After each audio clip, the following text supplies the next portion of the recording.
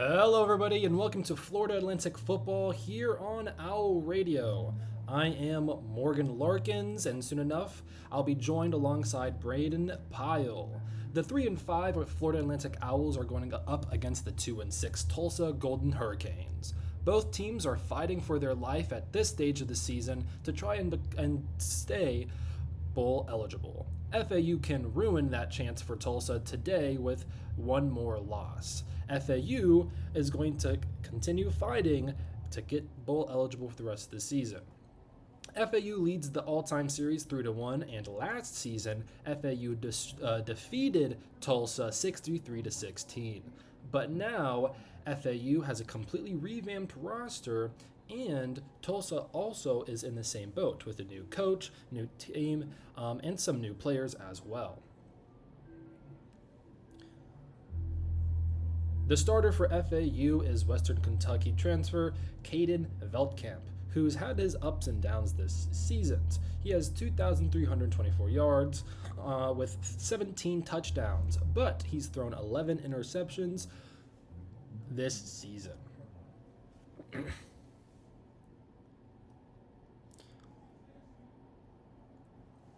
Tulsa's starting quarterback this year is going to be Baylor Hayes, who came in for an injured Francis Kirk and now has taken over the starting role.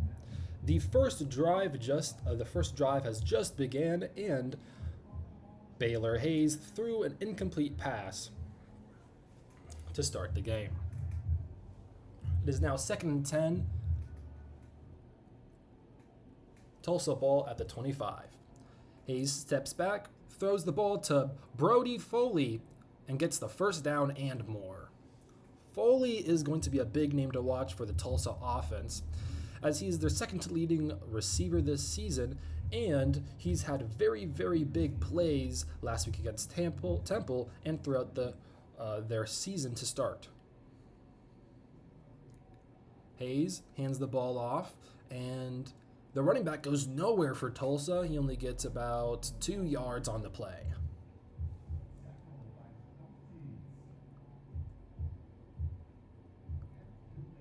It's now going to be 2nd and 7. He got 3 yards on that play. My apologies. Baylor Hayes steps back, looking, and the ball's intercepted by FAU. He has a chance to run it back, and he gets tackled at the 37-yard line. The Owls start off the drive with an interception.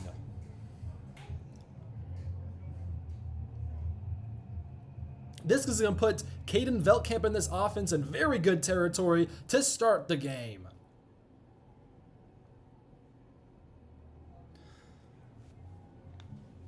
Veldkamp is now coming onto the field with the rest of this offense. He's had a really good season, like mentioned before, 17 touchdowns, but he also has thrown 11 interceptions. If he could limit the turnovers this game, FAU might have a very nice day. The ball is snapped. He hands the ball off to Shields Dunn, who breaks a tackle. He's going up the middle, and he's going to get a very nice gain on the first carry of this game.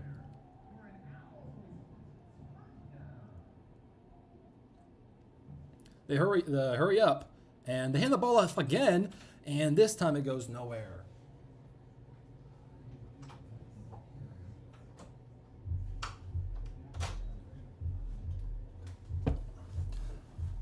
All right, it's going to be 2nd and 9 for the Owls, who are already in red zone territory.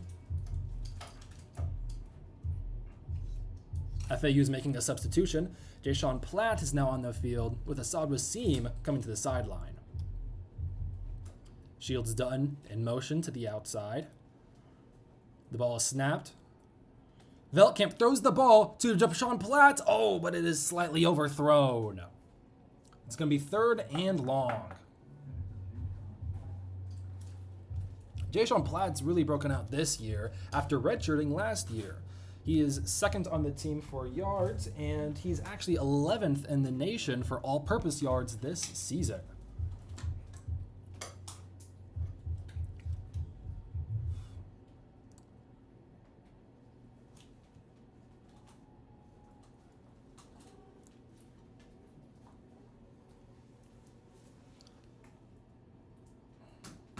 The ball is snapped. Veltkamp steps back.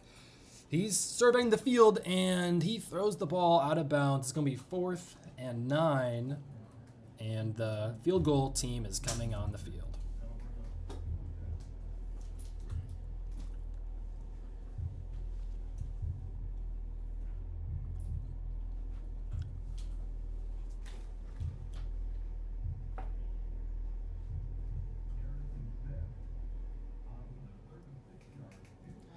Garrison Smith is having a 37-yard field goal attempt.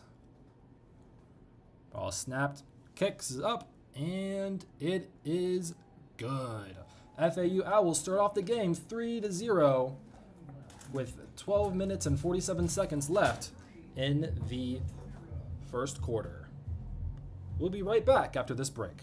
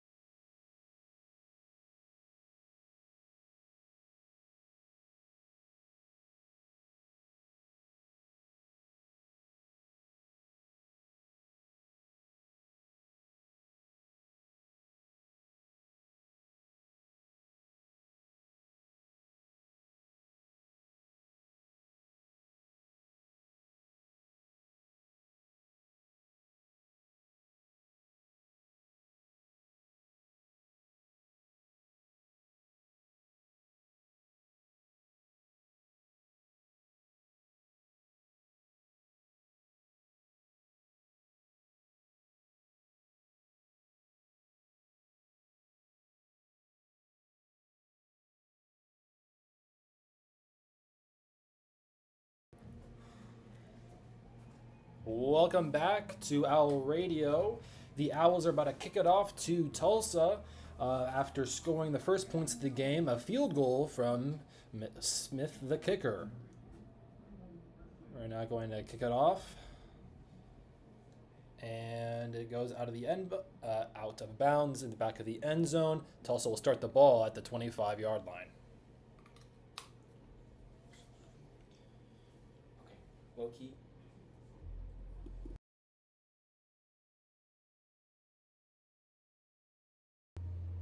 We are having technical difficulties, and we'll be back in a little bit.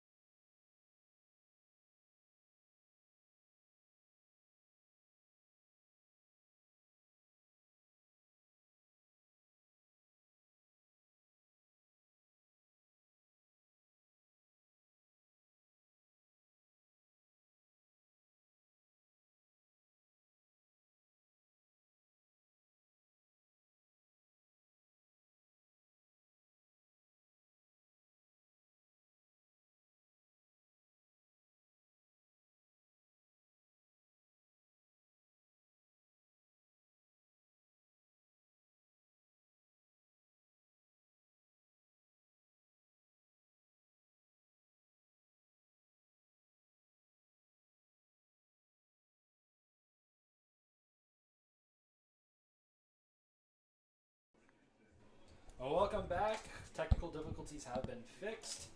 I am Morgan Larkins, and I'm with Brayden Pyle. I'm here now. Radio. I am back.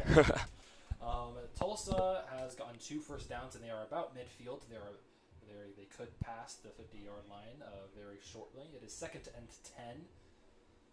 Big play by Dominic Richardson to get the first down on a pass. Now gives the ball off to Presley. Oh, it's a fake. Hayes goes up the middle, and it gets about 7 yards on the play.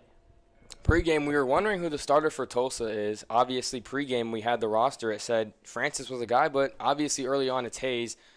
We saw, FAU got Tulsa into 2 3rd and longs and couldn't quite get them off the field. It appears there's an injury on the field for FAU. Couldn't quite catch a jersey number. But like Morgan was saying, we had technical difficulties, and I do feel like I owe the audience an explanation. So this one's on me. Full accountability, this one's on me, Morgan, and I apologize. I got to the student radio station at around 12, thought the OBS for YouTube was set up. Guess what, Morgan? We discussed this. It was not, okay? I can nitpick, but this one's on me. So, a key thing to, doing radio is, having the headset, right? So you can, speak, and that's basically the entire radio. I brought myself and a computer.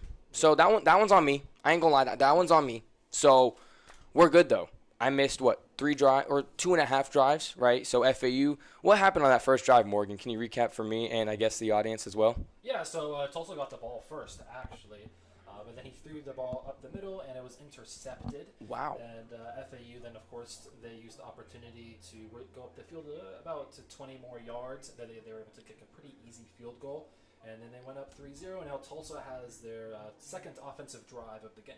Yeah, They are now midfield, trying to see if they can convert on the 3rd and 4th. Interesting start to the game. Yeah. Interesting start to the game for us as well, because I probably should have signed up for the New York City Marathon because I just ran like a triathlon across campus.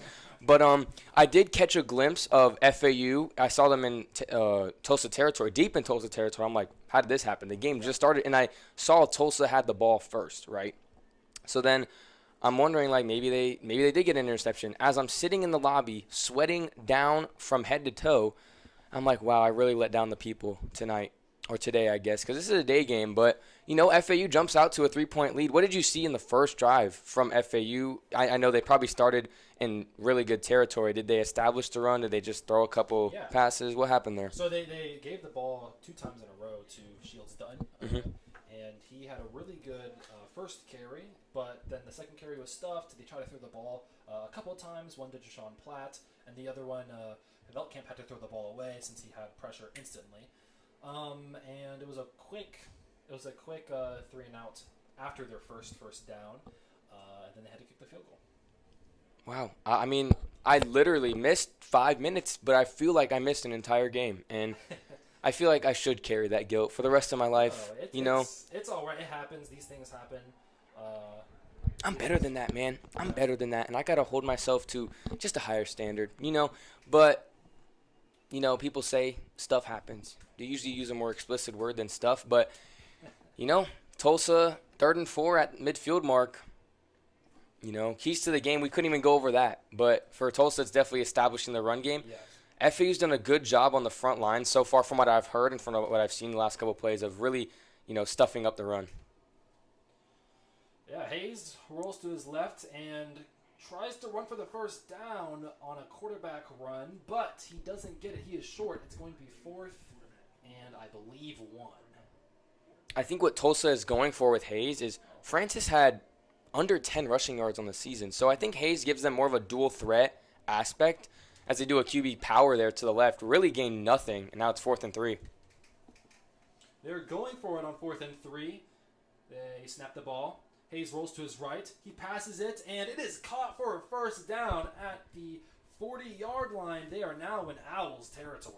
Good play call there, 4th and short. I mean, it's literally just 3 yards. You don't have to play the 40 yards the rest of the field. You just got to get 3 yards. It's a designed rollout play. Good throw there from Hayes.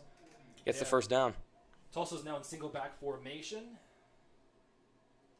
as we wait for the snap, and they are changing the offense. Yeah, they went tempo there to try to keep FAU on their toes. Didn't even have a play call, probably just try to get them off sides. Now they are set in trips formation. His 1st and 10, snaps the ball.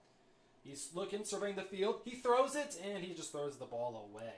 It seems like Tulsa's actually throwing the ball a lot more this drive than they have in the past. Well, FAU has done a really good job this game of just stopping the run on 1st and 2nd down and they've already on this drive gotten to 3rd down now 3 times, and now it's 2nd and 10. Could be 4 times in a row, and that really just wears down the offense. Like, you can only be so good on 3rd down for so long, and they're going to throw a flag for intention or a legal man downfield because it was a designed RPO from Tulsa. They had a couple linemen downfield about 3-4 yards, and you can't have guys blocking out there because it's illegal. It's against the rules. So it's a flag there. It sets them back 5 yards. 9 minutes to go here in the first. FAU up 3-0. Those RPOs are tough. I think it's actually going to be a 10-yard penalty. No, it's going to be 5. It's going to be 5 yards. Yep, Tulsa will be at the 45-yard line now. It's going to be 2nd and 15. A man is in motion for Tulsa offense. They snap the ball. Hayes rolls to his left, and he has pressure immediately. He throws the ball, and he threw it behind his man, and it is going to be incompletion. It's going to be 3rd and very long for the Tulsa Golden Hurricanes. That's the 3rd design rollout they've had on this game where they're just like, get our guy out of the pocket to spread the defense out more. He's a dual threat guy, but it really hasn't worked. Besides that 4th and 3, it hasn't really worked. And now it's 3rd and 15, just under 9 to go. FAU's defense looking to get off the field here.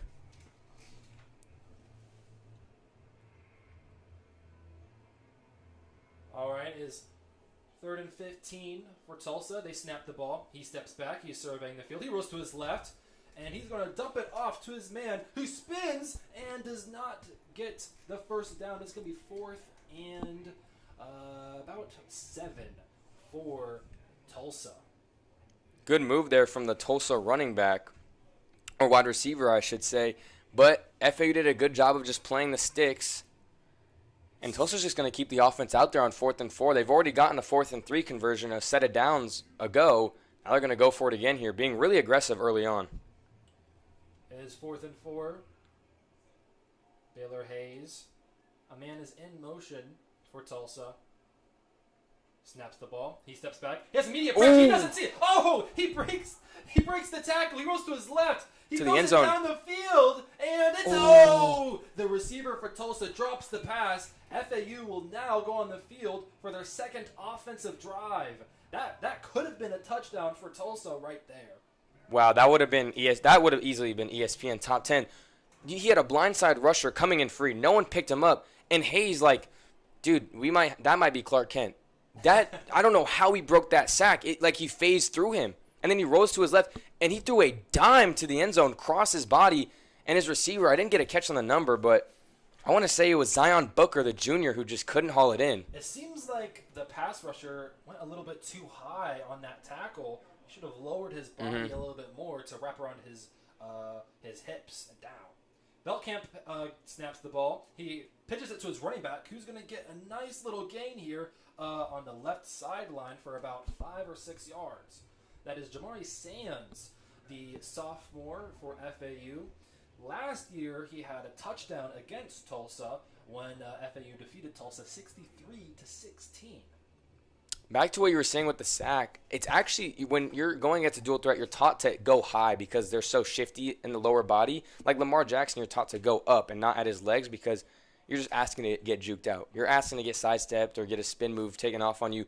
So it's really just like, it's dang if you do, dang if you don't, because that's what you're taught to do, and he just slips out of the tackle. I guess, I don't know, ride his back? I really don't know what you do there. Just a really good play from the Tulsa quarterback, Baylor Hayes. It is now 2nd and 4, 7 minutes and 35 counting in the first quarter.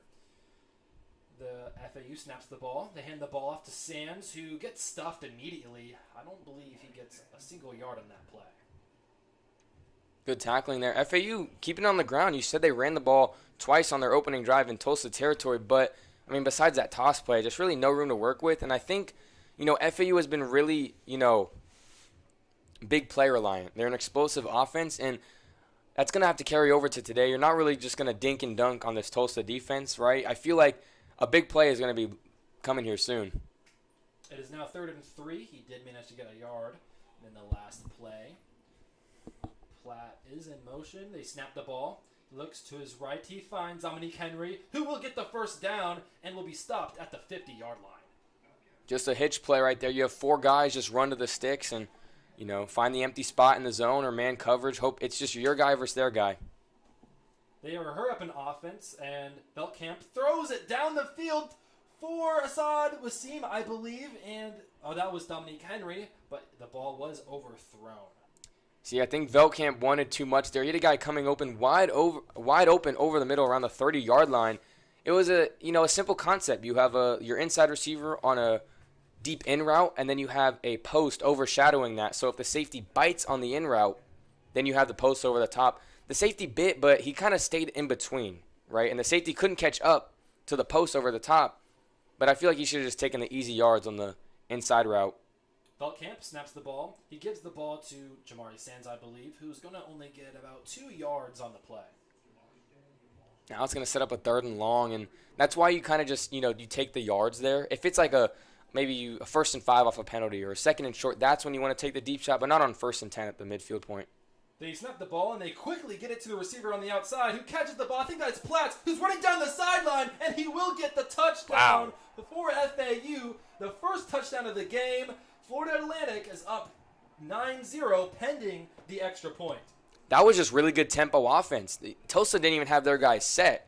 FAU made no substitutions. They just got to the line, and what I think happened was the previous play, he got 2 play calls. He got, this is the play for this play, and then you're going to go hurry up tempo no matter what, and you're going to do this, and it was just, he was wide open. Platt makes a good play down the sideline. I think they're going to review it to see if maybe he stepped out of bounds, though. That was a really, really good play for FAU, doing high tempo like you were saying. Platt has had a really good season this year, really breaking out after redshirting last season after only playing 4 games. What can you tell me about Deshaun Platt? He's been really good. He's just been your prototypical playmaker. As the replay goes up on the scoreboard, it's going to be close, but like we just saw there, he's really good after the catch. He has really good balance, as we see. I mean, he's just tiptoeing, tight-roping the sideline. As I'm watching the replay here, it looks like he stays in for right now. Could be the cleats, though. Yeah, I mean, he is tiptoeing for about 10 yards as they're still showing the replay. I'm getting so sidetracked. Enough of the replay. No, Deshaun Platt is he's what you want. He's your X receiver, He really can play anywhere, though. Like, you can put him in the slot and set up a little screen pass where Easton Messer has really succeeded in the slot. But Deshaun Platt is an all-around receiver. I mean, I wouldn't be surprised if we hear his name called on Sundays because, like I said, guys that are really good after the catch are going to get a chance in the NFL. We see it all the time, especially I think it really started with Deebo Samuel, right, where you can have this guy who's not the best route runner, doesn't have the best hands, but he's really good in open space, and if you just find the way to give him a ball, he's like a second running back. You throw the screens, you throw a little – that was literally a hitch, and as the review comes in, it's going to be ruled a touchdown. But guys like that, like he turned a 5-yard first down into what, like a 40-plus yard touchdown. Yeah. It's as simple as that. When you can do that, you're going to get your name called a lot more often than not. Yeah, usually it's Easton Messer who's going to get a lot of those targets, and he hasn't had a target yet this game. I'm sure that's going to change as that's Veltkamp's favorite target on the team so far this season. The extra point is good, so it's going to be 10-0 Florida Atlantic. But as I was saying, Easton Messer surprisingly hasn't had a target yet this game. Deshaun Platt has really had a really big impact early game for Florida Atlantic. Yeah, I mean, like you said, Easton Messer will get the ball, but when a quarterback shows his favorite, the defense knows who they're going to tend to, and that's going to open things up for the other guys. As we're going to have a media timeout here, we will be back in about 2.5 minutes here on FAU Hour Radio. Brayden Pyle, joined alongside me is Morgan, and I forgot your last name.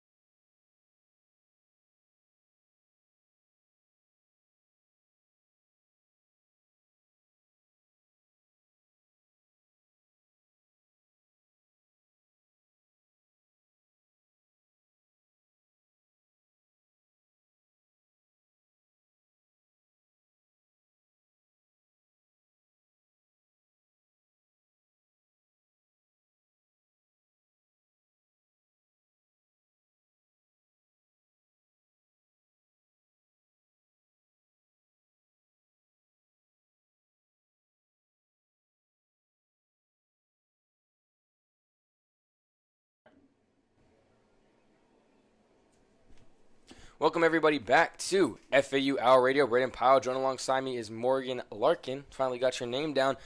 We didn't get to go over the keys of the game, right, because I had that little brain fart. But what are the keys to the game? I mean, FAU's already up 10-0. Have they checked off some of the, things on your checklist? Has Tulsa done the opposite? What's going on so far, and what were your keys to the game coming in? Well, my keys to the game for FAU, and they're doing it so far, but there's still a lot of time left for them to make this mistake, but they have to limit the turnovers. FAU, I mean, even the head coach, Zach Kitley, has said it himself, that they're like the worst team in the country when it comes to turnover margin. So they have to limit the turnovers, and Veldkamp has been a part of that. 11 interceptions, I believe that leads the entire FBS. And then also adding a few fumbles to that as well. Both him, the running backs, and the receivers. So that's the biggest key for FAU. They have to stop the run. Tulsa hasn't run the ball with Dominic Richardson that much, but Richardson has 600 yards on the year. He's been slowed down Tulsa's last 4 games, but if they can continue to stop Richardson and make sure that Tulsa doesn't establish the run, that would be huge for FAU. And second is to protect the quarterback. Tulsa has 2 guys who gets to the quarterback a lot. Burnett, who leads the American Athletic Conference with sacks, and as well as Byron Turner Jr. So there's going to be two pass rushers that FAU is going to have to look out for. FAU is kicking it off to Tulsa, but it's going to go out of bounds, and Tulsa will start the ball at the 25-yard line. For Tulsa, it's kind of the opposite of what it was for FAU. They have to create turnovers because that is FAU's biggest weakness so far this season. They have to establish the run of Dominic Richardson, and I want to see that more in this drive coming up for Tulsa if they're going to have any chance of competing with FAU. And then the third thing is going to be stopping this air raid offense, all right? They do have Elijah Green, the cornerback, who's been really good this season. I believe he leads the American Athletic Conference with interceptions. But that's the 3 keys to this game. Tulsa just started the play off with a handoff to Dominic Richardson, and he's going to get about 1 or 2 yards in the play. It's going to be second down and 8 for Tulsa. And a lot of what goes into Veldkamp's interceptions is, I think, it's a new environment, and he's used to being kind of the big dog, like, on top, because he won Offensive Player of the Year in the CUSA in Conference USA. So, it's just trials and tribulations. I feel like a lot of his interceptions, he's trying to do too much, Tulsa at the 27-yard line. He's going to throw the ball off to his man, and he's going to run to the sideline. He's going to get a couple more yards, and he is just a few yards away from the first down. I believe that is going to be 3rd and 3 for Tulsa.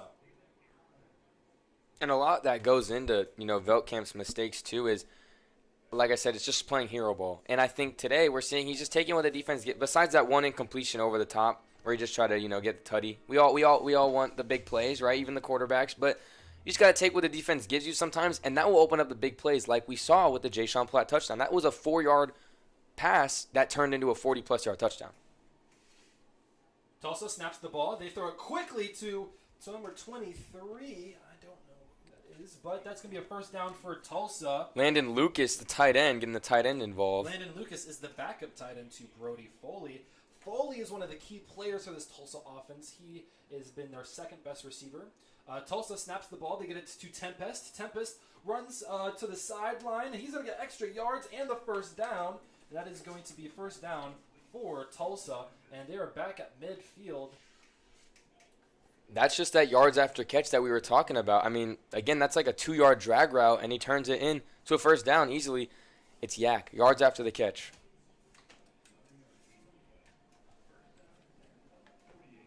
They are now at the 48-yard line in their own territory. About to get into FAU territory, Tulsa. It's first down and 10. Snap the ball. Throws it quickly to Foley, and he gets the first down. He breaks a tackle, and he tries to get more. He fights for about a 6-yard gain, and that's going to be 2nd and 4 for Tulsa. It looks like Tulsa has their game plan. They're just, they're dinking and dunking. They're just going to try and pick apart this defense little by little. They snap the ball.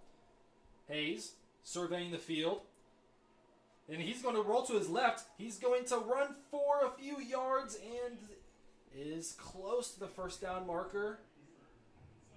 Tulsa tried to prove me wrong there. It looks like they're going to mark them about a little bit short. But like I was saying, they're just taking what the defense gives them, and right there they just ran 4 verts, and there was really nothing open. I think FAU is really heading into this game trying to limit big plays. They've given up big plays a lot this season, and that's been their focus. They're like, you can take the underneath stuff because that's going to set up 3rd and 4. Ace gets the ball, pitches it to his running back, Dominic Great Richardson, tackle. and he gets tackled, and that's going to be 4th down for FAU. Number 62 for Tulsa was still blocking about 3 seconds after the whistle, Simon Wilson. But, I mean, oh, man, and another injury for FAU. Who's that on the field? It looks like number maybe 11. I mean, this is when you maybe number 10, Eric Brantley Jr. Man, that's the 2nd injury so far on the defensive side for FAU. But again, piggybacking off what I was saying, FAU is just kind of pinning their ears back. They're just not allowing anything past 10 yards, and then they're rallying to the football. Right there, it's a quick toss to the left, and it's just a really good open field tackle. Man, this injury looks pretty bad. He's still it might just be cramps, but you never want to speculate. I think it's just cramps. It's number 11, which I thought it was. Okay, it's Gavench Marcelin. Marcelin is now walking off the field. It's definitely just cramps. It's the Florida heat. It's the humidity. So a lot of these times when guys go down, it's just going to be cramps. There's a wise man that said, monkey never cramp. You ever heard of that? I've never heard of that. Well, I'll look up the source when we have time, but you eat a lot of bananas, has a lot of potassium. Yes. Monkeys don't cramp. So eat like 3 to 4 bananas. Monkeys don't cramp. So if you don't want to cramp, eat some bananas. You say it's hot in Florida. Everywhere else, they've already gotten that cool autumn weather. It's already in the 60s, 50s, 40s up north. Down here in Florida, southwest Florida, southeast Florida, it's still in the 80s. Yeah. Tulsa's out at 4th and 4. They're going to go for it. Tempest in motion. Hayes snaps the ball. So Pressure. He's going to run for the 1st down on the left side. He has 1 man to beat, and he does go out of bounds. That's a 1st down and more for Hayes. It's going to be placed at the 39-yard line for Tulsa. Wow, I mean, Baylor Hayes is doing all he can so far early in this game. They're now, 2 for 3 on 4th down. They've done pretty solid on 3rd down, too, and I think Tulsa's just wearing down on this FAU defense, but I think FAU just needs to, keep doing what they're doing. Tulsa snaps the ball, fake the pitch to the running back. He throws it down the field, and it is... it was almost intercepted, but it goes out of bounds. It is incomplete. 2nd and 10 for Tulsa with only about 2 minutes left in the game. In the first quarter, not in the game, but we all make mistakes, Some are bigger, some are, like you forget the entire equipment for the game, and some is just, one word slip up. But on that play, Tulsa has run a lot of crack tosses to the left side and the right side. They do a fake one, try to get a deep shot, but it's just not there. They snap the ball. It goes up the right side, up to the middle of the field.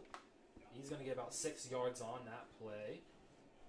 It's another 3rd down. I mean, FAU's just doing a good job getting Tulsa to 3rd down, but they got to get off the field eventually. Snap the ball. Haynes. Ooh. The running back was not ready when he was running the route, or it was overthrown. There was some miscommunication between Hayes and Richardson right there. It is now going to be... I think Hayes wanted him to run more flat. It's going to be 4th and 4. The operator messed up. Yeah, we're never wrong. We never make mistakes. But I think Hayes wanted his tight end to run a little bit more flat there, catch the ball, and then get to the marker instead of trying to get to the marker as he's catching it. 4th and 4 here, though, for FAU. Snap the ball. Hayes rolls to his left, but the referees stop it. There was a timeout from Tulsa. Now, we're already seeing a trend. Tulsa is not converting their 4th down conversions. If they can start completing those, they'll probably have a chance to get back into this game. I mean, they're 2 for 3, but it's just like the amount, because it's specifically when they get into exactly. FAU territory. Because the more and more you get there, like you're closer to the end zone, right? If you're going, look, this is their 2nd, 4th down. This drive they had 3 on the last drive, right? And this is their 1st on this drive, so it's just like. It's odds. They're 2 for 3, which is really good. And you'd be like, oh, wow, this team's 2 for 3 on 4th down. They must be doing really good. But that 1 4th down was in enemy territory where you're kind of leaving points on the board. And, I mean, if FAU can keep, making them go 2 for 3, eventually they're going to get him on the first try. It's an odds game. It's an odds game, especially, and it's been 4th and short too. So eventually FAU, and we might see it here, is just going to get off the field on the 4th downs. And Tulsa, it's hard to keep up a 66% 4th down conversion rate. I believe that is Tempest in motion for Tulsa. Tulsa snaps the ball. Quick pressure. Hayes throws the ball to Tempest, but it's going to be overthrown. Great coverage by the corner for FAU. That is going to be, of course, a turnover on downs. It was Wendell Fullard in coverage as well, the nickel. I mean, these DBs for FAU have done a really good job in coverage. Man, zone right there, it was cover 0. It was just straight my guy versus your guy, sending the dogs at him, forces a quick throw from Hayes, and it was overthrown a little bit, but, Wendell Fullard really didn't give him much room to work with anyways. Just under a minute 15 now in the first quarter, FAU up 10. Fullard having a great season this year. Also had a great game against Tulsa last season in their win. Ken Bellkamp snaps the ball, gets it to Messer. Messer is going to get the first down and more up the right sideline. It is now first down, over a minute remaining in the first quarter. FAU's offense has proven to just continue having success against this Tulsa defense. I mean, they're getting the ball in solid field position, too, because, they're not really getting pinned deep, right? They've had really good field position, especially on the first drive where they're literally already in Tulsa territory.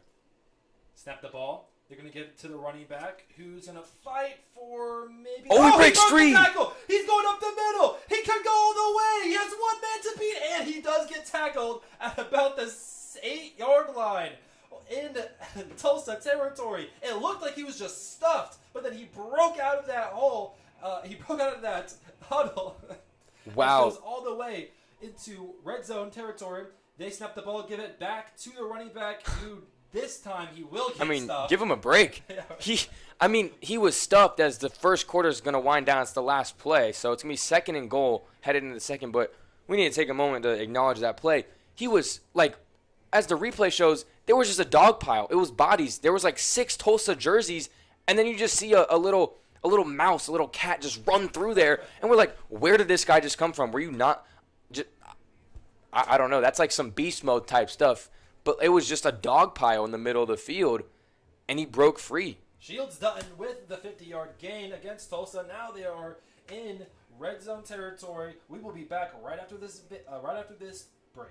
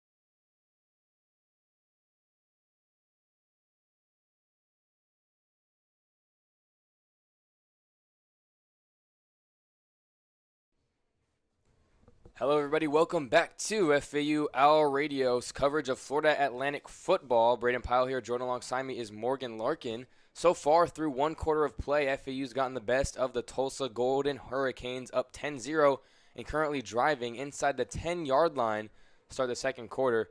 Morgan, what have you seen so far from both teams in this game? So, the FAU's offense is rolling on all cylinders, the passing game and the running game. That is one thing that I did forget to mention earlier, is that Tulsa's rush defense has been pretty weak this season. And FAU is showing that right now with Shields Dutton having a pretty big game. FAU is second and 10 for FAU in second goal for FAU in the red zone territory. They snap the ball. Veltkamp is going to give it to Jamari Sands, who jukes a defender and gets to the 1 yard line, extending his arms to get the extra yards. You're usually told not to do that, to extend, because what if the ball gets batted out through the end zone and it's a turnover and the other team has the ball? But he got close there. He's going to be marked down at the 1, so it's going to be third and goal at the 1 yard line. It looked like a designed QB run for Veltkamp, and they just swung it out to Sands for a nice little gain.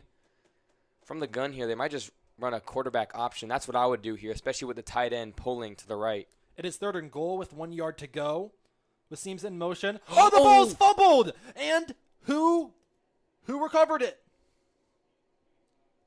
Tulsa seems confident.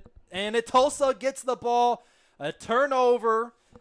Oh, wow. And that is one of the biggest keys for Tulsa, if they can create those turnovers. And Veltkamp has another miscommunication with his running back, and it's going to be Tulsa ball at the 3 yard line in their own territory. It's really hard to execute a read option. It's even harder to execute a read, run, pass option. Right there, you have 3 options for Veltkamp if you're the quarterback. You take the snap. If you like what you see from the running back, you hand it off. If you like what you see with the right end on the right side, because that's where the option was headed to, you tuck it and you run it. But then you have the receiver in the flat, so do I want to hand it off? Do I want to keep it? Do I want to keep it and throw it? Right there, his mind is scrambling. He pulls it to throw, and, the running back is like, okay, I'm going to run this in, and Veltkamp takes it away from him. So it's really hard to execute read options, and it's just a costly turnover. Tulsa snaps the ball. They hand the ball off to Richardson, who goes to the right side and gets a few yards before getting tackled, and they will get to the 8 yard line. It is second and I believe it's about 4 or 3. 14 minutes and counting left in the second quarter. I want to see more from Zion Steptoe on Tulsa. It's a really good name. That's why I want to see him in the Zion. Steptoe. What is that? Irish? German? Like, what could that I'm about to chat GPT what heritage that could be. Steptoe. Tulsa snaps the ball. He's looking down to the left sideline. Oh. He throws it deep. It looks like a miscommunication between him and the quarterback. The receiver was number 15 for Tulsa. Josh Smith. That is freshman Josh Smith for the Tulsa Golden Hurricanes. It is now 3rd and 4. Can the FAU defense force the 3 and out? There is one good thing about turning the ball over so close and so deep in enemy territory is you pin the other team's offense so deep, right? So, 3rd and 4 here, FAU just need to stop. Snaps the ball. Tulsa is going to be a shuffle pass to the running back. I believe that is A.J.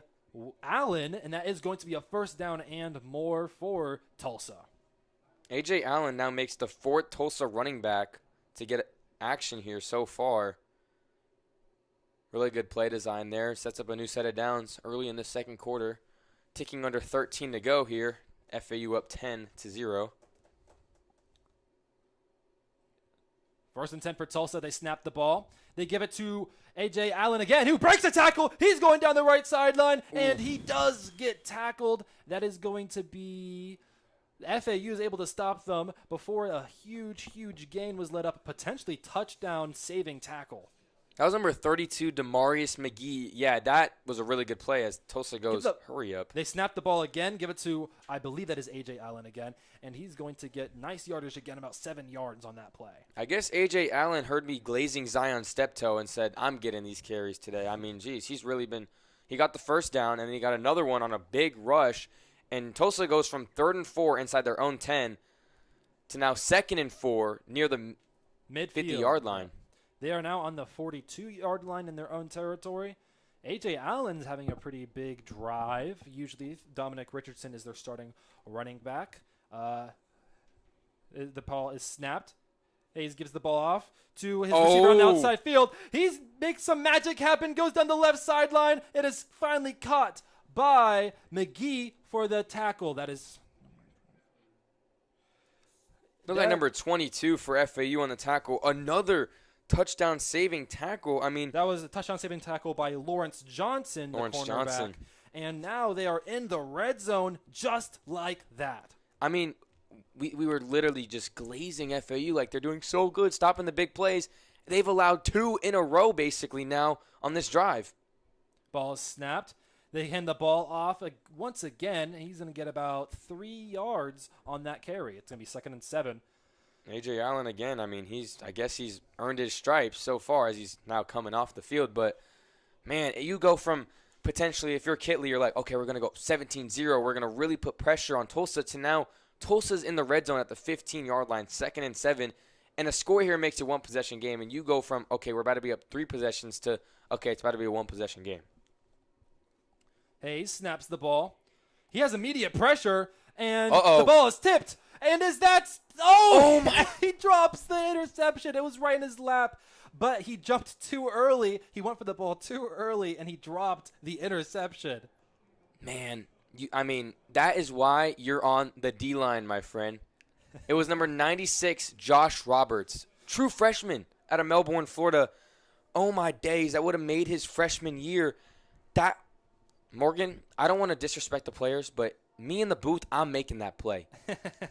That's the easiest interception you could ever ask for. Like, the only thing you have to worry about is maybe he was close to the sideline, but, man, wow. The ball is snapped.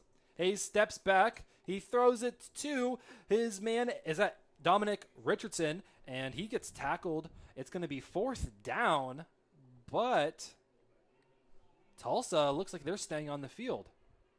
I mean,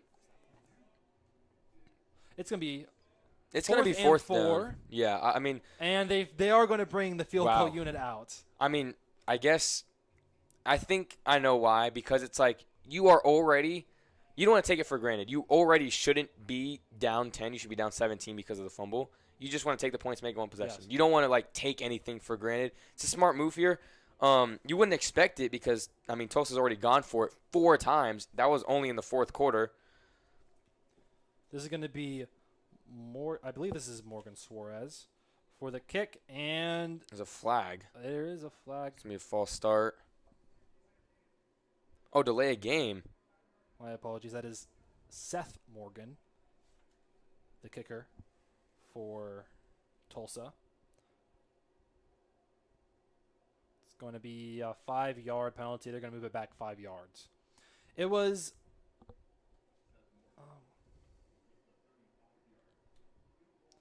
makes the kick a lot more difficult with the delay game. I mean, it still should be a chip shot, easy field goal for the kicker for Tulsa. It was Jacob Emmers for Tulsa that made that huge 40-yard pass. The kick is up and the field goal is good. It's going to be Tulsa putting up 3 points on the board. Florida Atlantic leads 10-3 with 9 minutes and 56 remaining in the first half.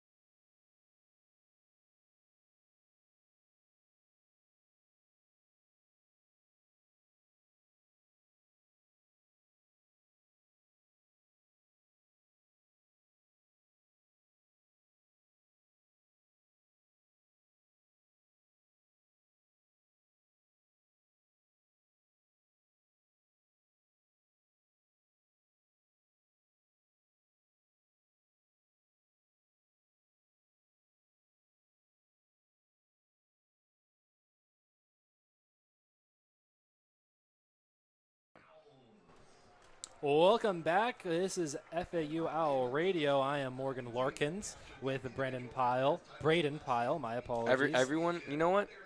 I'm used to it at this Yeah. point. I'm used to it, man. The big play that set up Tulsa, that field goal, was Jacob Emmers. He caught the ball, went inside, and then bounced out, juking the entire FAU defense to get all the way into the red zone territory. This set up the field goal. Now Tulsa is kicking to FAU to start their next drive. It is 9:56 in the second quarter. The score is 10-3. FAU leads Tulsa. I think it's just like it. Let me gather myself. Let me find the words. They were doing so good in the first quarter, like almost too good, like too good to be true good. Like they weren't getting penalties, they weren't turning the ball over, they weren't allowing big plays. And then in the second quarter, like, no, we're FAU. We're the team that's 3-5 and, has been allowing big plays all season and turning the ball over in crucial spots as a kickoff, as a touchback. But it's literally, we're only 5.5 minutes in, not even, the second quarter, and it's already like two different football teams have come to play. In the first quarter, we see FAU dominating on offense and defense. And then in the second quarter, it's like, you had a chance to score, and now it's a one-possession game when you could have made it 3 possessions. Yeah. If you just execute. Simple stuff. Platt let the kickoff go to out of bounds for the touchback. FAU comes on. It's 1st and 10 at the 25-yard line. The offense has been relatively pretty good this game so far. Let's see what they can do on this drive. Got to get your playmakers the ball here. They're going to snap the ball. Veltkamp hands the ball off to his running back, who's going to get a few yards on that play, but ultimately is stuffed after 2 to 3 yards on that play. It's going to be 2nd and 7 for FAU. Sands really, that's his 4th attempt now. Only 10 total yards. It's been Shields Dutton. He has 4 attempts for 68 yards. Wouldn't be surprised if he kind of takes over the reins as this game continues. FAU really needs a big play here to shift the momentum. Even though they're winning, it doesn't really feel the momentum's kind of neutral right now. The ball is snapped. He fakes the handoff, gives it to Messer on the sideline, who breaks the tackle and gets close to the first down. My apologies. He's 3 yards away from the first down. Stepped out of bounds. 3rd and 3 for this FAU offense. It's tough. You don't want to get into a lot of third downs in the air raid offense, because you become really one-dimensional. The ball is snapped, and he quickly throws it to his tight end, but it bounces off of his body and is now 4th and 3 for this offense, and the punting unit is now coming out. And that's exactly why I say third down is super hard. Like, you don't want to be in third down as an air raid because you're just so one-dimensional.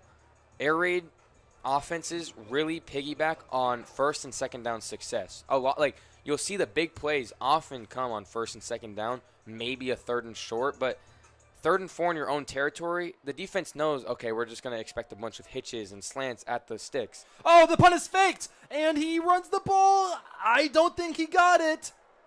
And that's going to be Tulsa ball deep in FAU territory.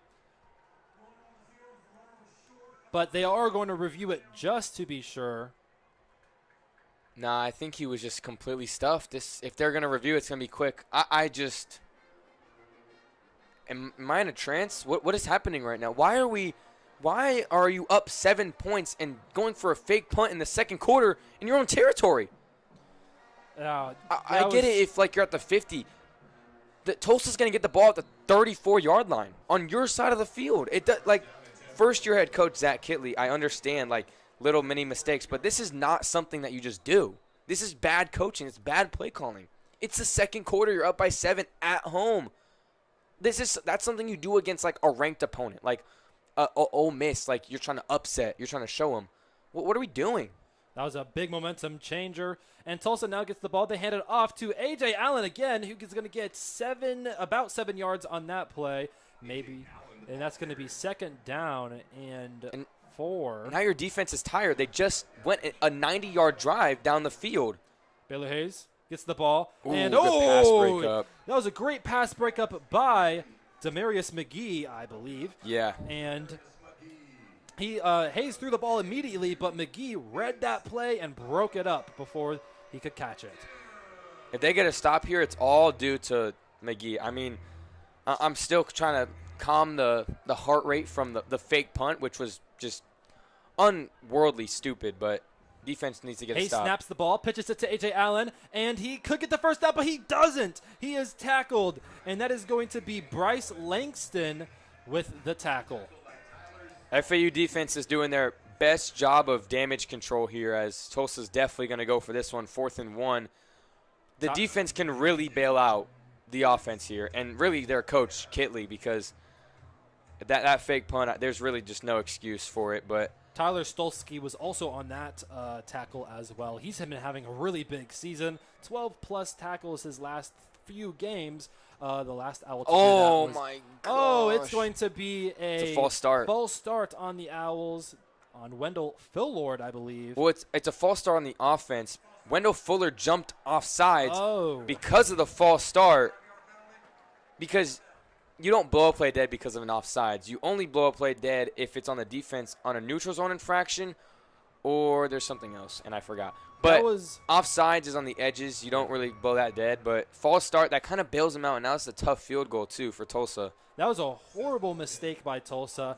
You could go for 4th and 1, not many yards to go, but you go too fast. You do false start, and now it's going to be 5 yards back, and you're going to have to kick the field goal. See if Morgan – this is almost 50 yards. He's kicking it from the 39. Snapped. Seth Morgan kicks it, and it's going to be good. Tulsa puts some more points on the board. It's going to be 10-6, a 4-point game. FAU leads with 7 minutes and 39 seconds remaining in the second quarter. It has been FAU Owl Radio. We'll be back after this break.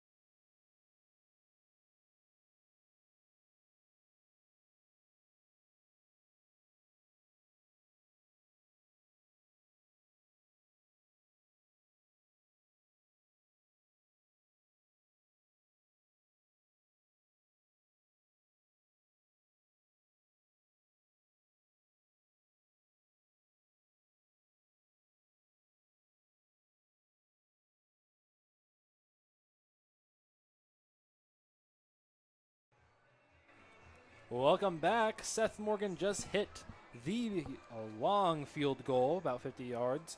And now they're setting up the kickoff to give it back to FAU. Deshaun Platt looking to return this or to let it go, get a touchback. What did you see from that drive from Tulsa?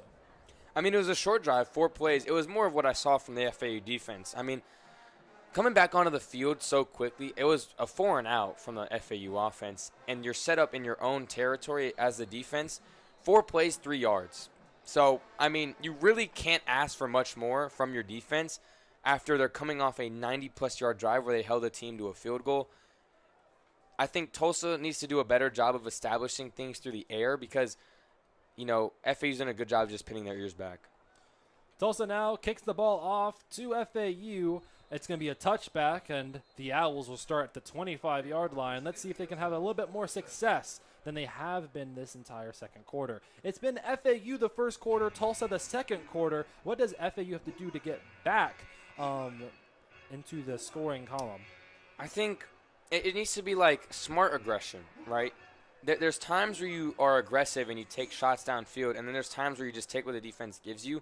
And as a coach, as a young coach, and as a coach that runs an air raid offense, you have to know when to be aggressive and when not to be. So I'm looking for them to, take what the defense gives them. They snap the ball and quickly throw it to, I believe that's Dominique Henry, for a quick 5-yard catch. 2nd and 5 for the Owls. Gains like that. And then those will set up, bigger plays. They hand the ball off to, I believe that is Shields Dutton, but he is stuffed at the line of scrimmage. He might get 1 yard on the play.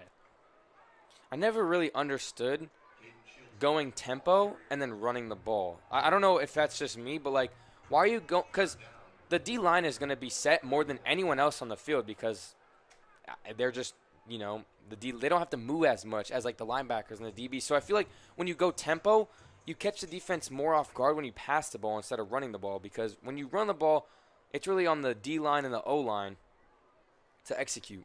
FAU snaps the ball. He quickly gives it out to his receiver on catch. the outside. He catches the ball, and that's going to be a first down and more for FAU. That is Brayden Pyle. Hoach, whatever. What a catch from Hoach. Going They quick. quickly snap the ball. They give Right it back to to him. Mike Coach again, and that's going to be an 8-yard gain. I guess that's what the pronunciation guides are for, but I don't know. I'm going to just go with Hoach because I don't have the guide in front of me. I think it's Hawk, though. Let's go with Hawk. They snap the ball, and QB Velkamp is going to keeper. run this up the middle on a quarterback design run, on a quarterback draw, and that is going to be a first down for FAU. Their offense is now heating up. It really just – that play from Hawk really just set them up because that's all hands catch, too. And it's away from him, and it's hard to reel those in with the DB trailing. Tulsa gets their substitutions in. The entire defense is getting substituted out. Really good hands catch from Hawk, and then they go right back to him. And this is the tempo that I'm talking about, right? This is going to set up these bigger plays down the field, but you have to be patient. And Velkamp has an arm. He can sling the rock downfield. You just got to let the moment come. It is 1st and 10 in Tulsa territory for FAU. FAU, What'd I say? Velkamp throws What'd it I down say? deep. Easton Masters wide open for the touchdown. Call me the FAU. Akinator. It's going to be 16-6 pending the extra point. Come on. I'll do this. Make me the coach. Give me a blank check. What did I say this entire drive? I said the short dink and dunks, they're there for a reason. You're not just taking 5 yards, 5 yards, 5. They're going to set up the bigger plays. And that's exactly what we see right there on the long touchdown catch from Easton Messer. It was a stop and go. It was a stop and go from the slot. Yep. There's absolutely nobody around Easton Messer. An absolute breakdown of the defense. And here's why that worked, though. It's not just dink and dunks. It's specific routes. The extra point is good. FAU has ran short hitches all game. So what Messer does is he sells the hitch, and the DB's like, I've literally guarded this 10 times this game. Bites down on it. Messer just does spin around, run downfield. The DB is caught flat-footed, and Messer has a full lane and speed ahead, and he's wide open because they set up that play earlier. They've set up that play all game long with the short hitches. They set up that play earlier this drive on the first play. We saw the first play was a quick hitch route outside to Jayshon Platt, and the DB broke on it really well. It was a good catch from Platt, but the DBs are just seeing what they're seeing, and the FAU offense saw that, and they're like, we're just going to counterpunch, and that's what I'm saying. You have to let the moment come to you. As FAU's now up 17-6. They just got to listen to me more, basically is what I'm saying. Yes, it is 17-6. Florida Atlantic leads the ball game. 5 minutes and 21 seconds remaining in the first half. This has been FAU Owl Radio, and we'll be back after this break.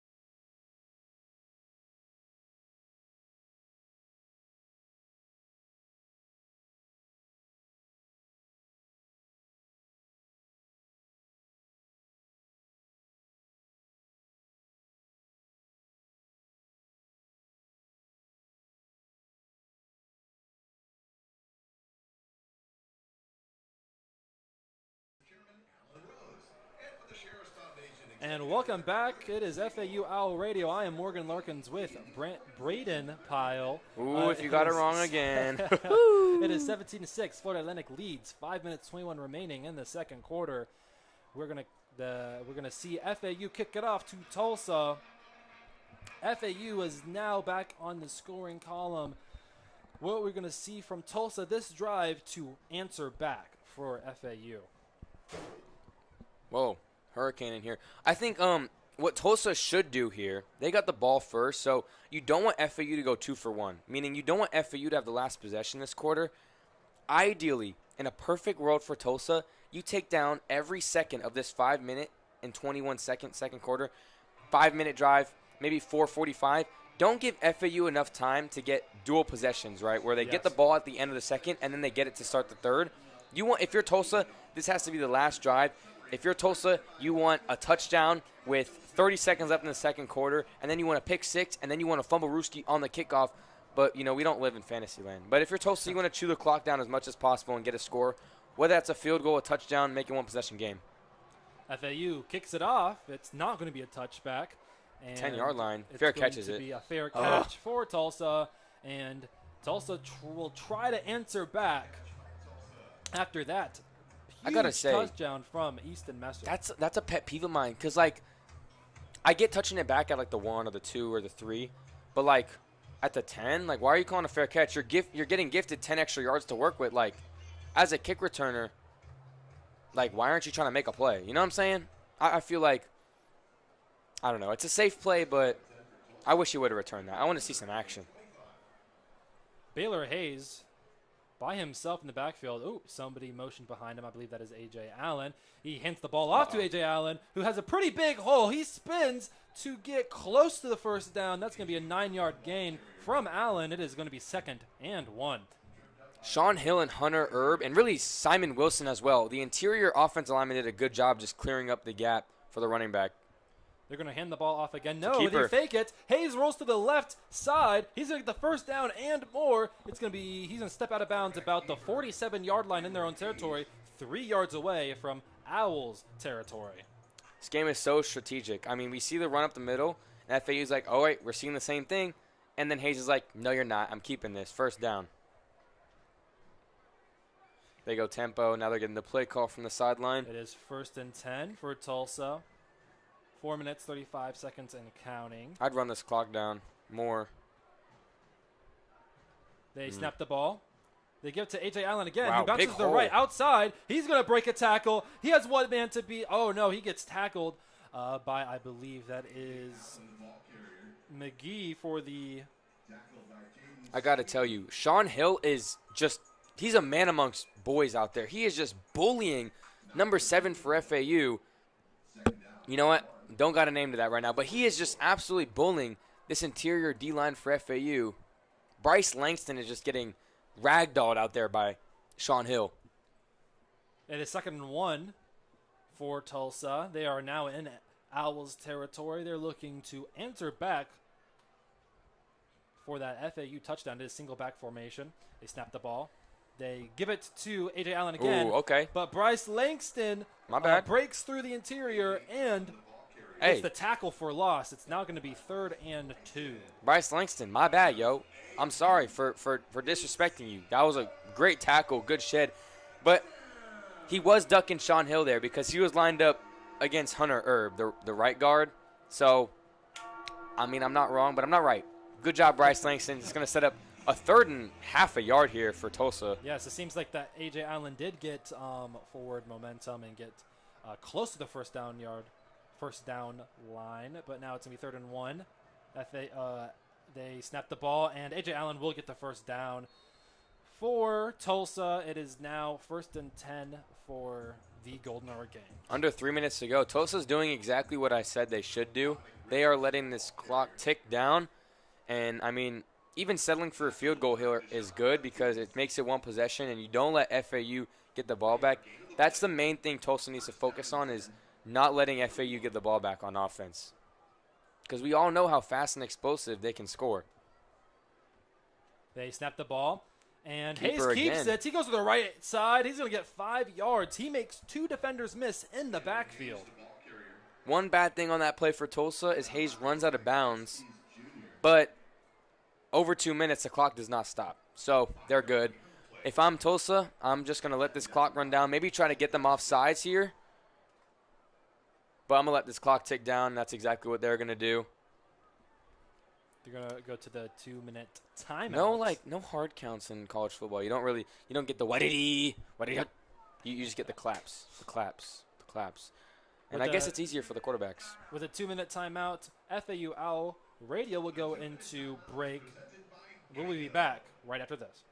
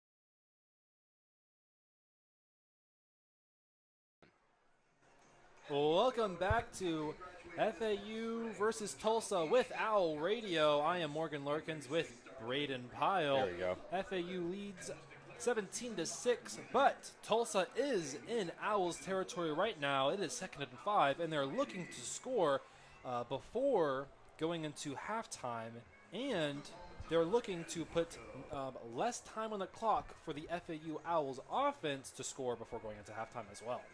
Yeah, and Baylor Hayes has done a good job on the ground. He has only 29 rushing yards, but he's keeping the FAU defense on their toes. Not too shabby through the air. He's 12 of 24, which isn't the best. 126 yards with an interception as well. Hayes snaps the ball, and he's going to throw it, but it is batted down by FAU. It's going to be 3rd and 5. A big down for Tulsa. That is now 25 pass attempts on the half. I mean, he's going to have more probably. Under 50% completion. Tulsa's really airing the ball out in this first half. They've ran a lot of plays. This is about to be play 50. That was safety Jaden Sweeney for FAU with the pass breakup. A big play for him. And now Tulsa snaps the ball. They hand the ball off to A.J. Allen once again, who's going to get the first down. 5 yards and the first down. It's going to be 1st and 10 for Tulsa. Yeah, ground lines crew thinks they're short, but referee signals that it is a first down. I'm not sure why the chains aren't moving because the referee signaled first down. And now the chains are fine. I mean, geez, guys, come on. You guys get paid for this, right? We got pistol full house, 2 tight ends and a running back with a quarterback in the backfield. Snap the ball. They fake the handoff. He's going he's to got a roll lot to of his room. left, and now he's going to run for it. He's going to get to the 20, the 15, and he's going to get pushed out of bounds right before the 15-yard line. They are now in red zone territory at the 16. It's 1st and 10 for Tulsa. Yeah, and they still have 2 timeouts. So, I mean, the clock is no problem. The only, problem related to the clock is you don't want to leave too much time for FAU's offense. But Tulsa's already done a good job. This drive has already lasted like 4 minutes. So they're doing what I said they should do. And they're doing a really good job on the ground game this drive as well. Hayes snaps the ball. They hand the Jet ball sweep. off to their receiver, and he's going to get about 8 or 9 yards. Number 18 there for Tulsa. Good job in open space. It is Donnell Gee Jr., true freshman. Looks like FAU. See, Kitley knows what Tulsa's doing. He knows that they don't want the offense back on the field, so they're going to call a timeout with 1:17 left. 1st and 10 at the FAU 16-yard line, or 2nd and 3, it looks like, at the FAU 9-yard line for the Golden Hurricanes. So they're inside the 10 here. Realistically, it shouldn't take them more than 3 or 4 plays to get into the end zone. So with that in note, Kitley thinks he should have around 30 seconds for his offense with the 2 timeouts as well. You have to take into account, okay, the maximum amount of downs here is 2nd, 3rd, 4th if they go for it, okay, and then 1st, 2nd, 3rd, 4th. So the most amount of downs Tulsa can have is 7, but by that time, they're probably held to a field goal by then. So, the philosophy is Kitley's thinking this drive is probably only lasting at the most 5 more plays, and the timeouts are going to help him save some clock for his offense. It is 2nd and 3 for Tulsa with 1 minute, 19 seconds remaining. Tulsa is going to They should keep it on the ground here as well.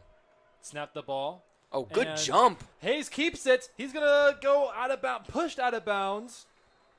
Wow, that was Gonna Gabench be- Marcelin who got a great jump and forced Hayes to keep the ball, and then he was finally pushed out of bounds. Since that was behind the referee.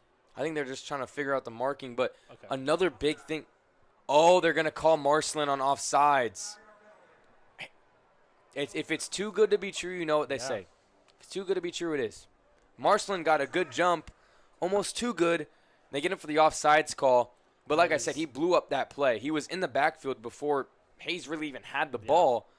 But now it's going to set up a 1st and goal from the 5 or 4 yard line. 4 yard line, 1st and goal for Tulsa.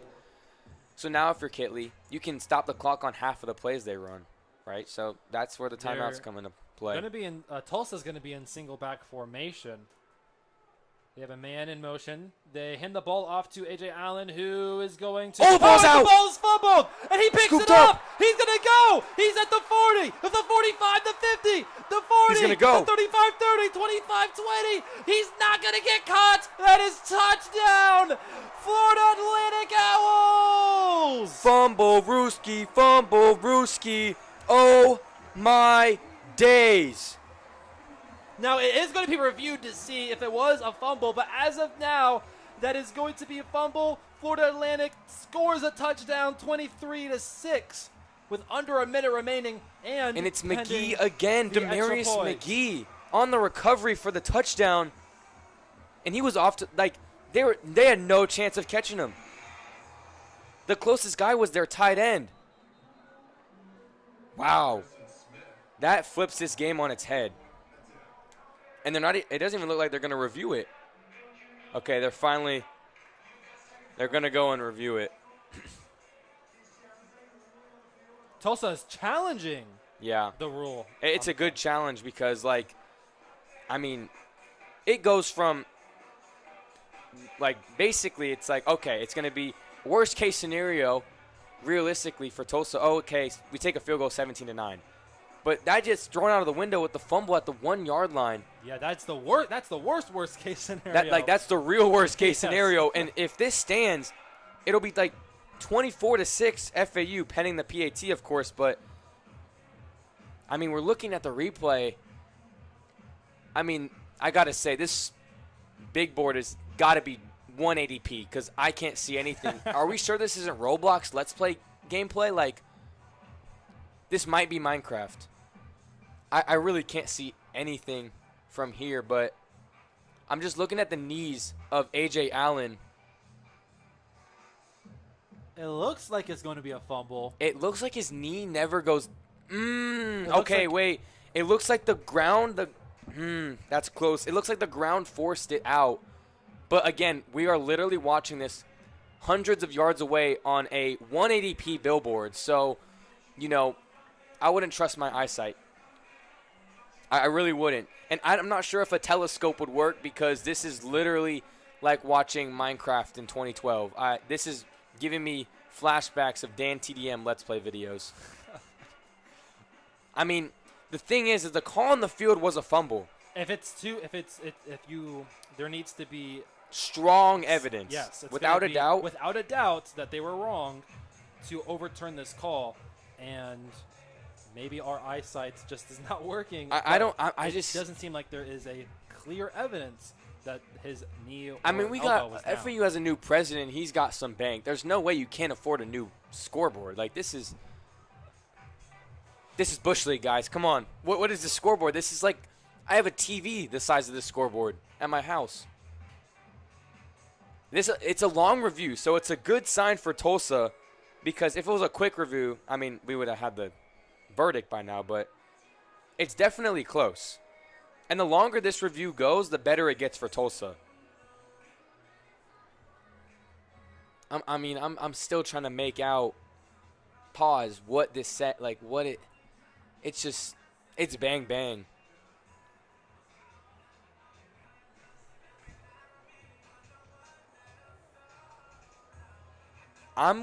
My verdict is I think the ground caused the fumble. I think his elbow was down.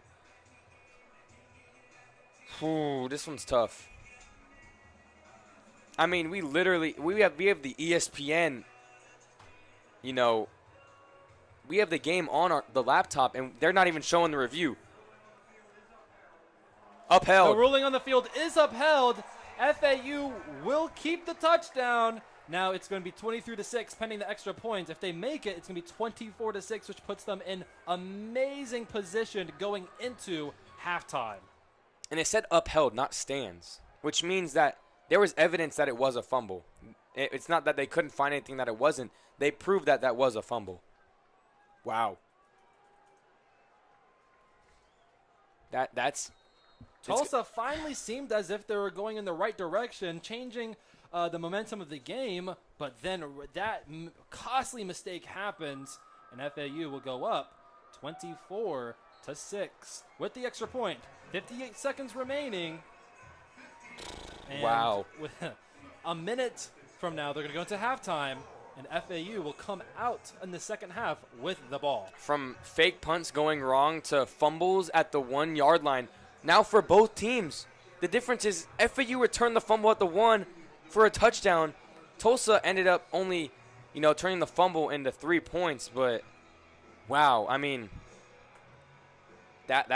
this game got flipped on its head because you're really looking at a 1-possession game going into half. Now, best case scenario for Tulsa, you can get a touchdown with 58 seconds. They have a timeout, but even a touchdown, it's still a 2-possession game as they're down 18. Man, that's big. Pause. But for FAU's defense to force that fumble and not just cause a turnover, get a touchdown out of it, right? They hold them to no points, and then they get points. That's a 14-point swing in this game. Wow. Huge play. Now FAU is going to kick off back to Tulsa. They have 58 seconds to work with to try to get some points on the board before going into halftime. Ball is kicked, and Tulsa getting a return he will here. return here, and he's going to get quickly stuffed before getting to the 25-yard line. About to be 23. They're going to have 53 seconds left to try to make something happen before half. And it's just, you want to think best case scenario if, you're a Tulsa fan, but it's hard to be optimistic when your quarterback is, completing under 50% of his passes, hasn't been very efficient all game, only 126 yards on 25 attempts. You're going to need a big play or two here for Tulsa if you want to, make this a closer game heading into half. They snapped the ball. Wow. It's going to be an overthrown to their running back, Tulsa's running back, Dominic Richardson. It looked like it just went right through his hands, and I mean, you're not gonna score points with easy catches just getting dropped like that. Not even dropped; it literally just went through his hands. But again, you're really not gonna drive the length of the field in 50 seconds doing swing passes to your running back. So Tulsa's definitely gonna need some more aggressive play calls if they want to score. Tulsa snaps the ball. Baylor Hayes throws the ball. Oh! And picked off and once again! Wow! That is Chris Keys Jr. with the interception. There is a flag on the play, and that looks like it's going to be on FAU for pushing Baylor Hayes, maybe? But as of right now, that is an interception. It bounced off of Foley's body, went up in the air, and Chris Keys went up to get it. That is another turnover. It was number by 19. Florida Atlantic. Grayson Tempest, who's been a reliable target, and it just went right through his hands, and it popped up in the air. Oh. So there's a personal foul, but after the interception. So the interception will stand. There is a 15-yard penalty after the run. So now FAU is going to be on the 38-yard line of Tulsa. Oh, my days. We talked about pregame, well, we tried to, but Yes. but we mentioned how turnovers are a big factor for both teams, right? Tulsa needs to create them. FAU needs to limit them. FAU's defense has created now 3 turnovers to Tulsa's only 1. So a positive turnover differential for First FAU. and 10 for the Owls. They quickly throw it to Jamari Sands, who is going to go up the sideline and will only get about 3 yards, 4 yards maybe on that play. Be going to be 2nd and 7. Now, this is really the worst case scenario for Tulsa. I mean, yeah. As they just turned over the ball again, and Florida Atlantic has another chance to score before going into halftime, and then getting the ball back again out in the second half. I should probably stop mentioning best worst case scenarios because Ken Veltkamp To the- steps back. He Ooh. throws it deep. Oh, it's broken up by Tulsa. What a play. That looked for a second. It looked like it was going to be another open pass to FAU's receiver and another big play. But now it is 3rd and long. And they're in the territory where you don't know if they're going to kick the field goal. Maybe they go for something short here and then do a quick pass or a run on 4th and short. Let's see what happens right it was a here. good play last play from Zach Williams, the safety. Oh, gets him offside. Free play. Free play. He throws Shot it down deep the to Deshaun Platt, who catches the ball at the 11-yard line. Now they're back in the red zone. It is going to be they're going to call it at the 10-yard line. It's going to be 1st and goal for FAU. Did he get out of bounds or not? Because it is under 2 minutes, it's going to. The offside call gets. Wow, that's really good execution there by Velkamp. I mentioned earlier how hard counts aren't really a thing in college football, but a clap can be deceptive. And I guess Velkamp has a deceptive clap because he gets a D lineman for Tulsa to jump off sides and just gets a free play, throws it up, lets his receiver make a play. It is The now clock is going to run. 1st and 10 on the 11, 21 seconds and counting. Veltkamp snaps the ball. He's looking at Easton Messer. He throws it in the back of the corner in the end zone. Touchdown! FAU. Messer with his 2nd touchdown. That's going to be 30-6. Florida Atlantic. It's going to be 31-6 if FAU makes the extra point. Another touchdown scored on this Tulsa defense off of a turnover from the Tulsa offense.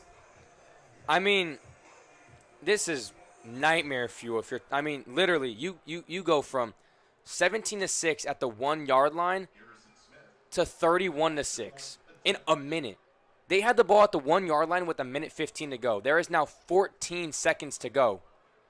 So FAU in a minute has gone from being on defense at their own end zone at the 1-yard line, and now they're up by 25 when they were only up 11 and they were about to give up a touchdown. It's unbelievable.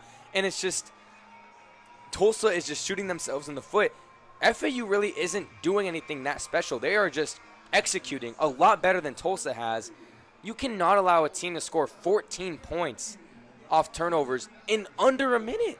The Owls are just taking advantage of Tulsa's mistakes. And they get ball at half. Yes, and they get ball out of the halftime. Tulsa will have 14, 15 seconds to work with. Let's see if they can do anything here. I'm sure, after this nightmare last 5 minutes, you just want to go to the half and yes, right. I'd imagine that. Try to keep your dignity, but 31-6, FAU. I mean, this has been a total collapse at the end of the first half by Tulsa. And this is huge because FAU can kind of now with the air raid, you can't really do this, but you can kind of go on cruise control, especially coming out of half because you're up by so much. You can just chew the clock out and force Tulsa's offense to make a play. Oh, the ball! He tried to do an onside kick, a surprise onside kick, or maybe it was a squib. I think and it was just a hit him. squib, Yeah, but maybe it was an intentional squib to kick it off Tulsa's guy. But that doesn't really make sense. You're up 25. You're just giving Tulsa a chance to get points now, because now Tulsa's at the 50-yard line with 14 seconds left and a timeout. Their kicker made one from 49 yards out, so the target yard line is just the 35. They really only need 15 yards to go into half down a little bit less than they were before. I mean, Tulsa does have one timeout remaining. Because 25 is a 4-possession game. A field goal makes it 3. Baylor Hayes. Oh, he's airing it gonna out. Throw it deep, oh, my days. And he overthrew his receiver. That could have been a touchdown for Tulsa. 8 seconds remaining. I'd imagine that they're going to try to get something intermediate. They just need 15 yards. To try to get a long field goal attempt right before the halftime. Man. Maybe they have another time to throw a big It's hard to say that because then it's just like you're selling out. That was their chance. Like FAU gave them a chance there, and Baylor Hayes just overthrew his guy Tempest. Like it was just a bad throw. He overthrew him and he threw him to the inside. Snap is taken. Hayes steps back. He's surveying the field. He's trying to find somebody, and he throws it, and that is going to be Clock's gonna run out. That's gonna be the half is over. The Owls will go into halftime 31-6. Yep. All right. Yep. The refs just called it that the time ran out. It is now halftime. Florida Atlantic Owls lead 31-6. Going to halftime, they will receive the ball coming out of the going into the second half. And now they're reviewing whether or not time went off. We'll see what happens, but I mean, the ball was caught at the 43-yard line, not in field goal range unless they snuck Cam Little or Brandon Aubrey to their sideline. Shout out to Cam Little, though. 68-yard field goal this last week. Yes. We're going to see 70 yards this season, I think. I mean, Cam Little hit the 70-yard field goal in preseason. I think so. Kickers are just so special, man. If you have a bad kicker, you're going to lose, I would say, 5 games that you should have won. Because missed kicks are big. And when you can kick a field goal, you only have to drive 30 yards to get points. Anyways, the what I'm trying to get to is there's no way Tulsa kicks a field goal from here. So it's just, do they get another chance to just throw it to the end zone? Yeah. It's a really bad job by Baylor Hayes, though. And they're going to say he was out of bounds with 1 second left. Tulsa will have 1 second. The time clock will start to run right after. Well, he went out of bounds, so yes. The clock is going to be stopped at 1. So they have one play, which they're just going to probably heave it to the end zone. I mean, if this game could get any crazier, it would be a Hail Mary at the end of the first half after a team gave up 14 points in 1 minute. I literally, worst case scenario, it's a pick 6 or something. Florida Atlantic will call a timeout. I should stop saying worst case scenario, though, because it always ends up being worse. It kind of feels like this first half is dragging on. I mean, this has probably been the longest first half of my broadcasting career. Yeah, short broadcasting 20 minutes. Yeah. Only a year and a half of doing this, but I'm probably going to remember this for a while. Having 20 minutes before game time, realizing I don't even have the equipment to call the game, and running a full Usain Bolt sprint. Mind you, I'm not going to hold you. was running 4.2 speed. Like, if they're lucky they're playing a game right now, because if an FAU coach saw me running, they'd be like, get this dude in the slot. Yeah. Like, Easton Messer needs a sub. But I was moving. I was really moving. All right, Tulsa will have one last chance to score right before going to the half. It is 1 second remaining. Let's see what Tulsa can do. The ball is snapped. Hayes will roll to his right to buy more time. He's throwing it deep. Short. And it's short. It's going to be another. Oh, it's almost picked off. But Jaden Sweeney cannot hold on to it. That could have been another return. No, that 100%. The only guy who had a chance was the quarterback, Hayes. Yeah. Number 20. Who even? I got to dig into you, man. Jaden 26. Where you Sweeney. at? Where you at on the sheet? Jaden Sweeney. Come on, man. You have a free pick 6, my brother. That's what you dream of. Anyways, Yes. 31-6 So FAU. FAU is going to enter halftime up 31-6 against Tulsa. We will meet you guys back about 20 minutes or so. This has been Morgan Larkins and Brayden Pyle with FAU Owl Radio. We'll see you after the break.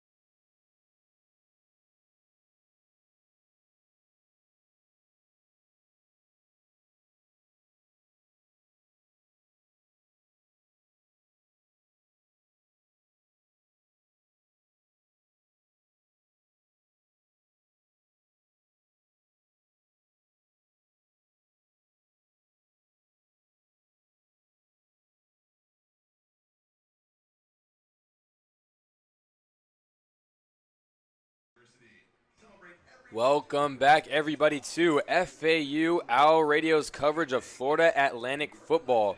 Fighting Owls are up 31-6 over the Tulsa Golden Hurricanes after an explosive end to the second quarter. I mean, Tulsa's knocking on the door. The score is 17-6.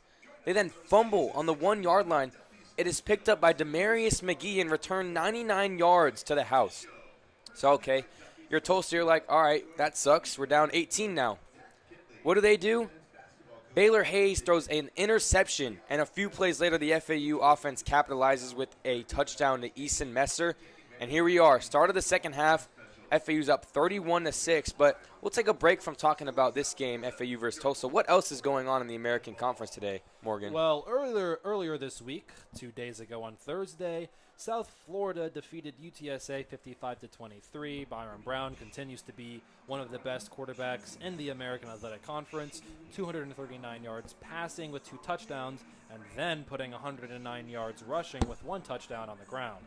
Tulane versus Memphis, a huge game for American Athletic Conference championship aspirations. Tulane defeated Memphis 38-32.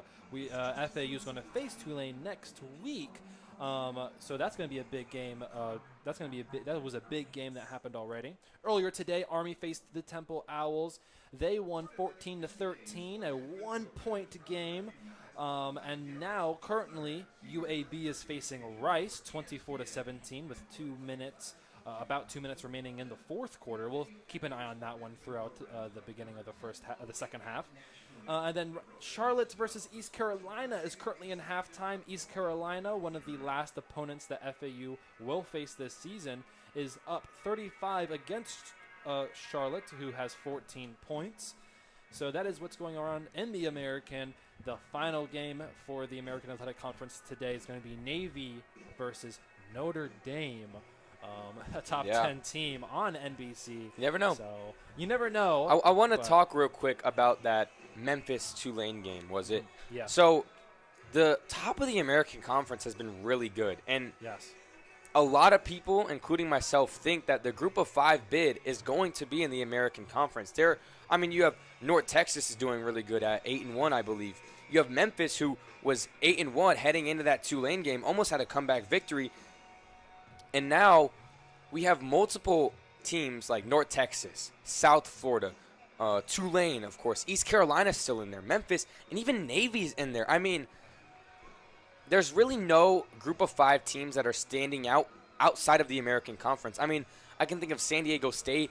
Boise State, ever since losing to South Florida, has done good, but I doubt they get a bid over South Florida because of that devastating loss from week 1. So, I mean, really my question is the American Conference going to host a playoff bid this season, do you think, Morgan?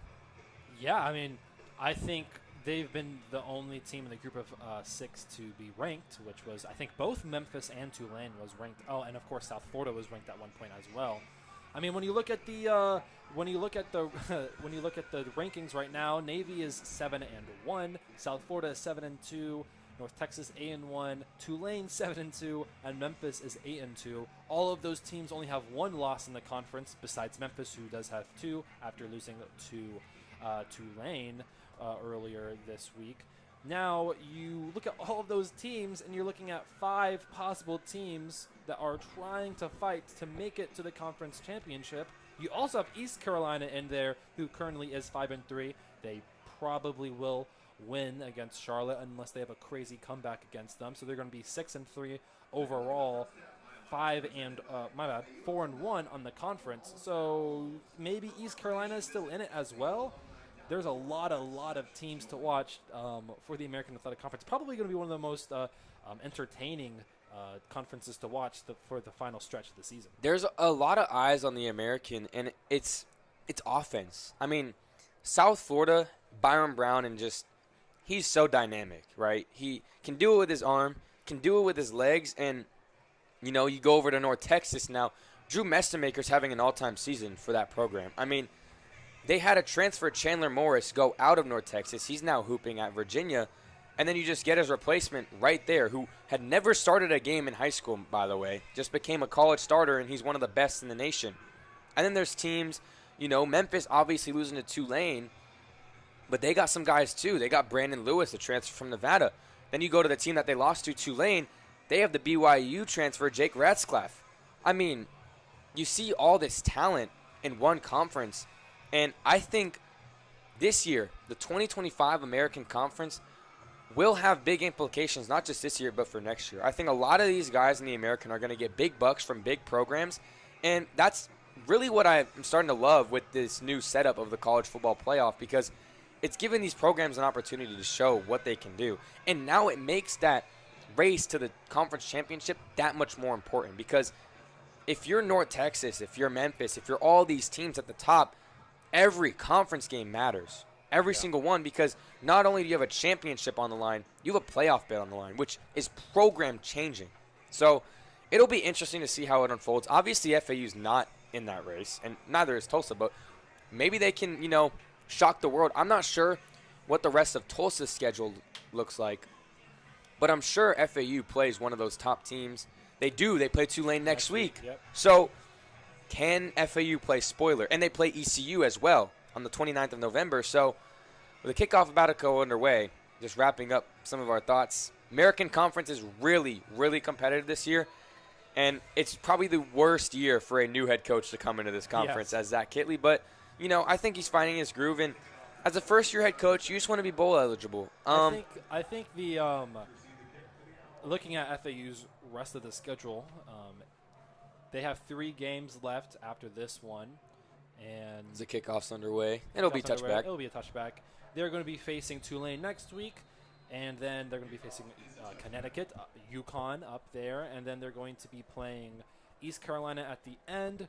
They cannot lose more than 1 game. Yeah, and they're facing 2 pretty good teams this season. And they're playing UConn too as well. Yes, UConn is not – they got blown out last year by UConn. They're having a solid season as well. So, I mean, you're going to have to – they're going to be underdogs in all these games.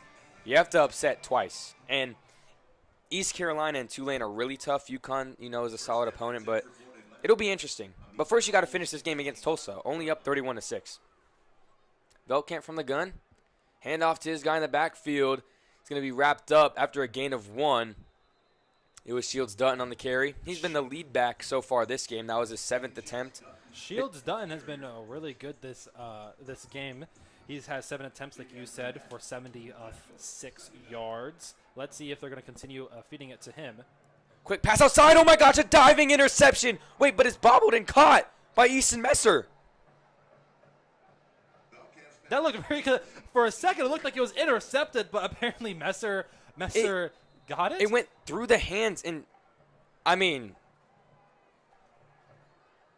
I can't really describe what I saw except what I just said. It went through the hands of number 15 for Tulsa, and then Easton Messer just ended up catching it. But it looked like it bobbled around. So, looking at the replay here, the defender didn't catch the ball. He bobbled it, and it bounced around, went off of his shoulder, and Messer just picked it up right there. So it was just right place, right time. It is hard to see from up here, but looking at the replay, they are reviewing it now, but it's going to be ruled an incomplete pass. So the defender, he brought it in, and it went down to his guts area, and it touched the ground, and then it bounced off from the ground into Messer's hands. It's going to be called an incomplete pass. So it wasn't intercepted, but it was intercepted and then dropped. The guy caught it, and then the ball just kind of rolled up his body. And now pending the review, it looked like the ball hit the ground, so it's not going to be a catch for Messer. Good heads-up play, though. Great heads-up play. Just being there ready. I mean, whew. I got to say, if you're number 15 for Tulsa, Ashton Williams, you're really angry with yourself, to say the least, because that's a way to flip the script in this game, especially down 4 possessions.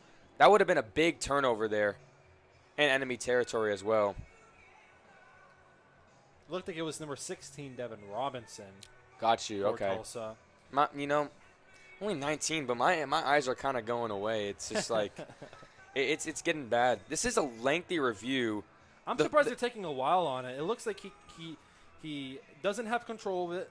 I mean, the ball clearly hits the ground. This isn't incompletion. It goes to his body. It rolls to his gut, and Yes. as the ruling is incomplete. Wow. I mean, now it just goes to Tulsa is just wow. Like you're right there. You have the play that you needed, right? The turnover on the second play from scrimmage in the second half, and it's just dropped. Nonetheless, a really good effort and good play from the DB, Devin Robinson. Now 3rd and 7. Tulsa's defense can get off the field here. Velkamp from the gun. Trips to his right, a receiver lonesome on his left. And Shields Dutton in the backfield to his right. Takes a snap. Quick pass over the middle. It's dropped by Easton Messer. So Tulsa defense gets a quick stop. This FAU drive only lasted 40 seconds, unless they pull another fake punt, of course, out of their pocket. Probably won't do that after what happened last time. Let's hope but not. They're starting to target Easton Messer a lot more in this second half. He already has 2 targets in his last 2 passes. He's having a big game. Of course, he's already had a big game, like you said, 2 touchdowns. But it has been that is his first drop in the game. Let's see what now the Tulsa offense can do when they get the ball. Lupo with a spiraling punt that just spirals out of bounds. Wow, that is not a good punt. 20 or so yards, goes out of bounds at around the 45. So this is besides the drop pick, this is a really good start for Tulsa. Now, some people might just write this game off because it is 31-6, and with this FAU FAU team, absolutely not. But like you said, right? I mean, with just a couple of plays, FAU went from 17-6 to 31-6. So with just a few plays, Tulsa could probably do the same if FAU continues to make those mistakes. Handoff to the running back, A.J. Allen, cuts it back to the right. Now past the 50, first down as he's tackled at the 44-yard line. Good job there. A.J. Allen kind of going off script. There was nothing up the middle, so he bounces it outside to the right. And honestly, Baylor Hayes being the lead blocker as well out there. A.J. Allen did a really good job being patient and then realizing, oh, crap, I got to bounce to the outside.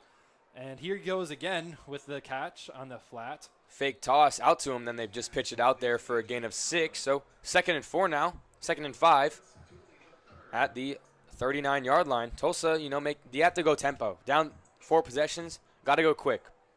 Allen's having a big game. Usually it's Dominic Richardson in the backfield, but Allen's been used a lot more today. Quick screen pass out wide to Tempest. He makes a man miss in the backfield, gets a gain of about 2. It's going to set up a 3rd and about 4. There is an injured FAU player on the field. I want to say that's number 1, C.J. Doggett Jr. Or maybe number 6. I think it's number 6. Number 6, Leon Hart Jr., who's also a junior.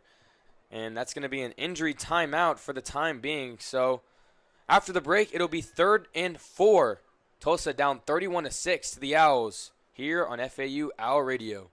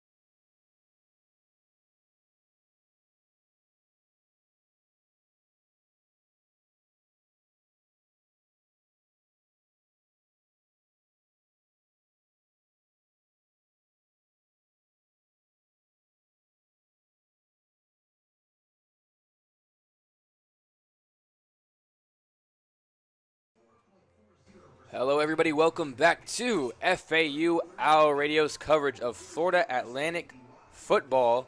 FAU still leading Tulsa by a considerable margin, 31-6, with 13:14 to go in the third quarter. Tulsa setting up a drive here. That's going to be 3rd and short inside the 40-yard line. What does Tulsa need to do here, Morgan, to convert here? Well, they need to, on this drive, right here on this play, they should do something short. They don't have to go deep. Like sometimes I feel like it's 3rd and short, 4th and short, and they go deep for some reason. So they should probably look for something on the outside if they're going to go for it on 4th down, because this is like where they go for it. I would say play like this is 2nd and 4. Yeah, right. So you have 2 downs to get 4 yards. Just in general, Tulsa's offense has been driving down the field pretty well. They just need to actually score, not commit a turnover or do turnover on downs once again. From the gun, Hayes looking downfield, has time, looks to his left, and it's caught at the marker by his receiver. Looks like Micah Tees on the catch, and it's going to be a 1st down for Tulsa, keeping the chains rolling. They're going to go quick tempo here. Hayes from the gun, takes a snap, rolling to his right now, keeping his eyes downfield. Going to just loft it out of bounds, incomplete. FAU has done a pretty good job at forcing Baylor Hayes to throw it out. He's done it multiple times this game. This has been a pretty nice performance from the FAU pass rush. Yeah, and he has a sub 50% completion percentage, only at 47. He's 16 to 34. So yes, you're right. I mean, it's inaccuracies, it's the pressure, it's a whole combination of things. But I think if you're Tulsa, you definitely have to stay ahead of the chains here. You don't want to settle for 3. You almost can't.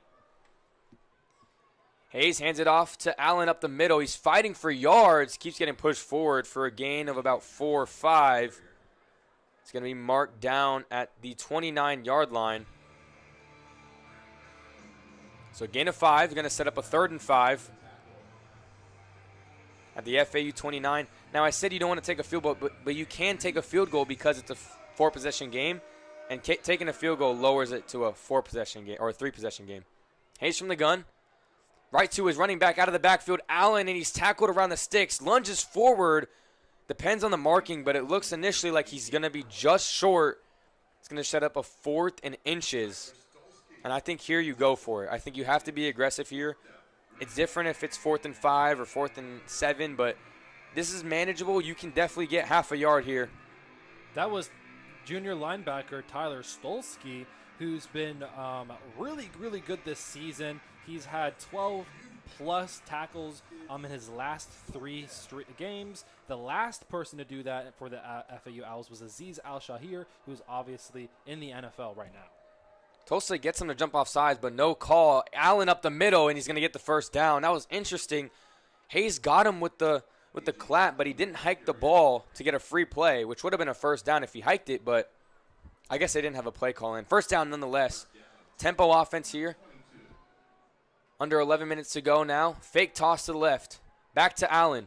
Up the sideline to the 15-10. Inside the 10-yard line. Another 1st down. 10:58 now to go. Tulsa's trailing. You would think with how often that they run that kind of similar play, the fake crack toss and then throw it back to the person they faked it to, that FAU would pay more attention not only to that play, but more specifically A.J. Allen, who's been playing really well all Eventually day. They'll bite and they'll get a deep shot off of it. Allen up the middle on the handoff, and he gets wrapped up by the FAU defense. Only a gain of 1. Really good tackle there by number 11, Gavench Marcelin, and now he's down on the field. Oh, I'm not going to lie. This one does not look like a cramp. But maybe it is. Let's stay optimistic. Another injury for this FAU defense. That's been another thing that Zach Kitley has been talking about throughout the bye week, and then of course the week leading up to this game. He was saying that everybody was playing through some things, and it really gave them a chance to get really healthy, and they were going into this game fairly healthy as well. It sucks to see this injury happen right here. Hopefully everything is fine, and both teams can continue to stay healthy throughout the game. Well, he doesn't seem to be stretching, which if he was stretching, we'd chalk it up to cramps. But it looks like something in the shoulder neck area. I think, now I hate to, what's the word I'm looking for? I hate to speculate. There we go. I hate to speculate, but with the tackle, he wrapped him up, but Allen's momentum kind of pushed his arm forward. I'm thinking maybe shoulder dislocation or something of the sort because, I mean, he rolled over on his arm and he was kind of tending to it. I just don't know. We all don't know, and it's the longer they take evaluating him on the field, the scarier it gets for Marcelin.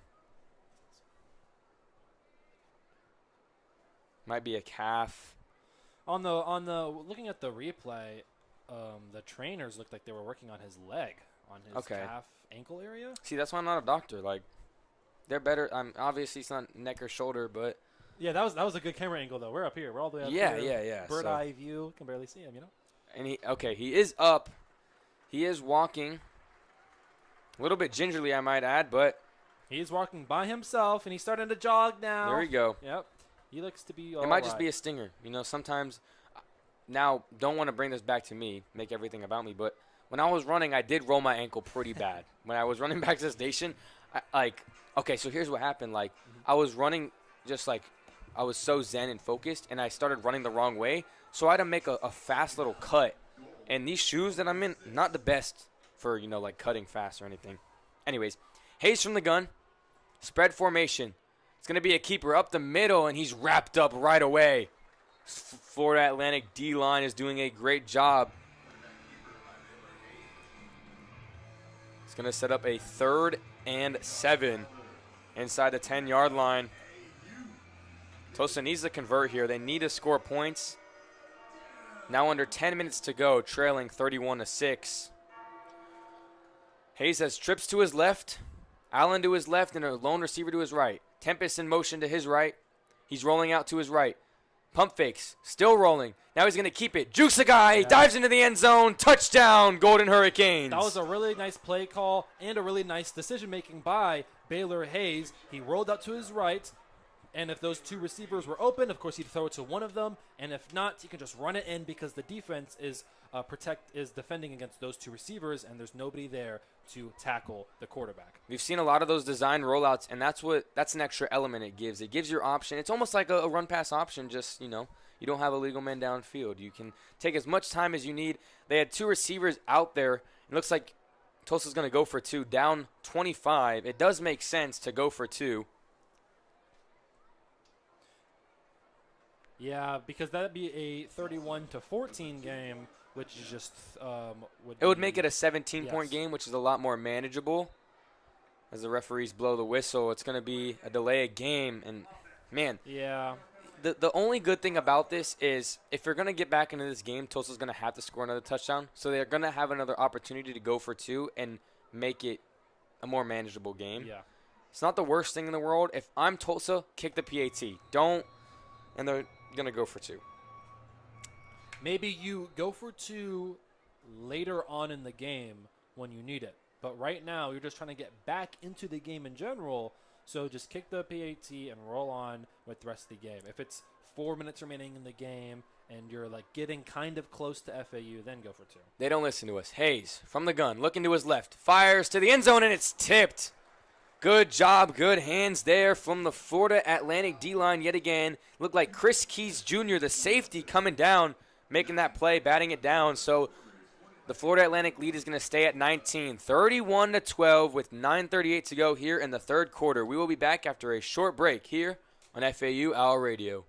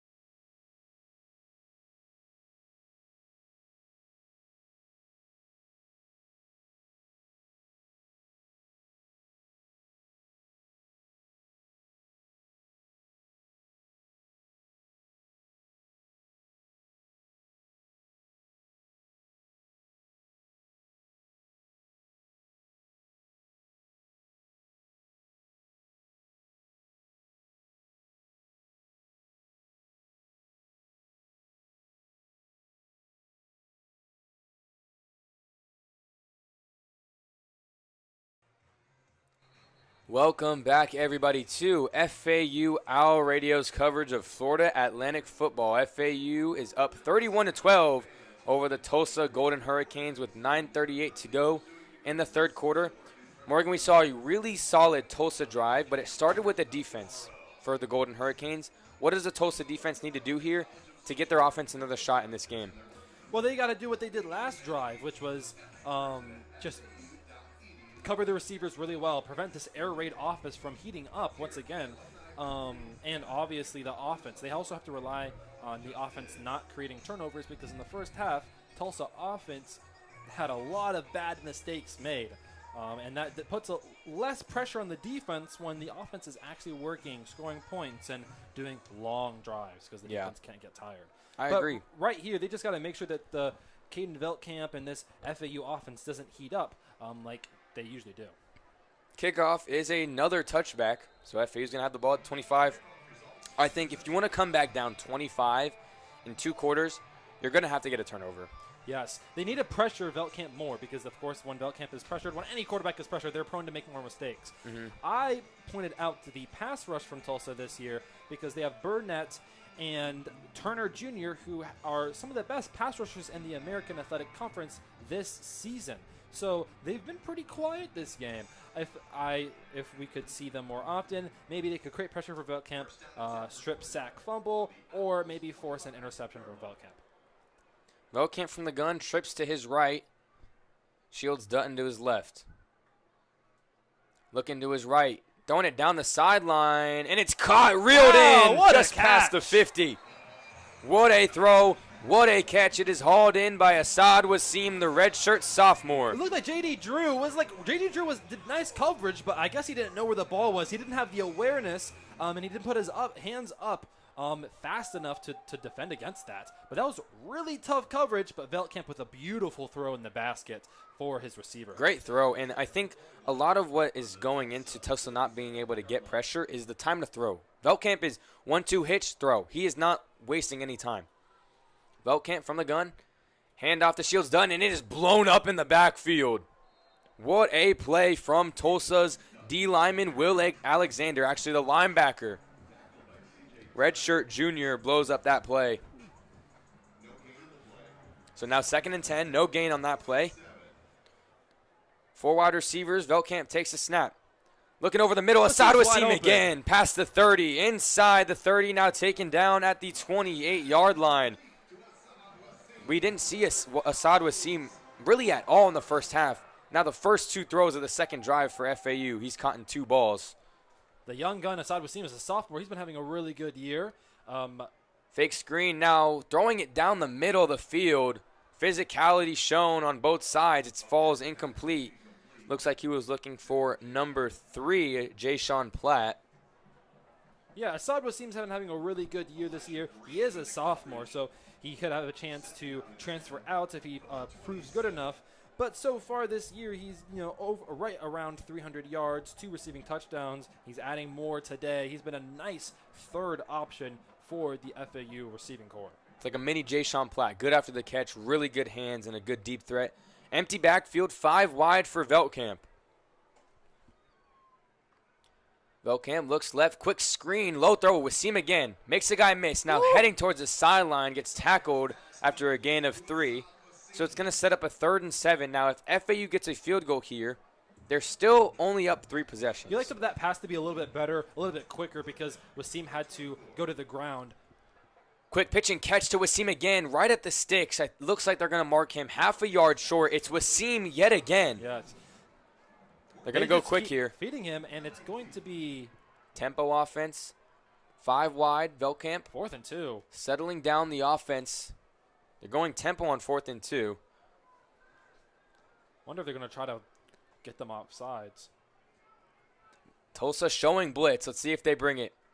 They are. All-out pressure. Veltkamp has to get rid of it. Throws towards the end zone at the 5, and it's reeled in. Is that Assad Wasim once again? No, it's that's just Jay-Sean Platt. And you can't get this team going because Veltkamp has been getting Assad Wasim on the little dinks and boom, right here, right there, right? Some big plays here and there, and then he finds another big play for Platt. Now a quarterback keeper, and Veltkamp has nowhere to go. A loss of A yard and a half on that play. Going to set up 2nd and goal from the 8-yard line. Yeah, Velkamp is really slinging it this drive. Yeah, you're getting Velkamp's confidence up. You know, he's making completions, right? Even under pressure, he finds Platt and completes the pass toward him. On that play, it looked like the offensive line just broke down, and the Tulsa defensive line just made no holes. Velkamp got rid of the ball at the perfect moment right before he's about to get hit as well. Good awareness. Velkamp again from the gun. It's going to be an end around to Messer. Throwing it to Velkamp to the end zone. He's marked at the 1 because he caught it short. And because in college football, once you hit the ground, once your knee or elbow hits the ground, you are marked down there. He is down at the 1-yard line. A short pass from Messer. FAU going tempo.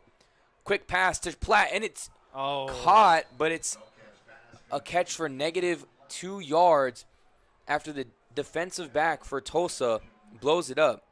Looks like it was Elijah Green, the corner, and FAU is going to send the kicking unit out there. So a really eventful drive, but it's only going to end in 3 points. On that play, you see Easton Messer be given the ball and another chance to throw. We saw this earlier in the season where he threw a 48-yard bomb for a touchdown, and he has another completion there. He wished he had the touchdown, but now they're going to set up for the field goal.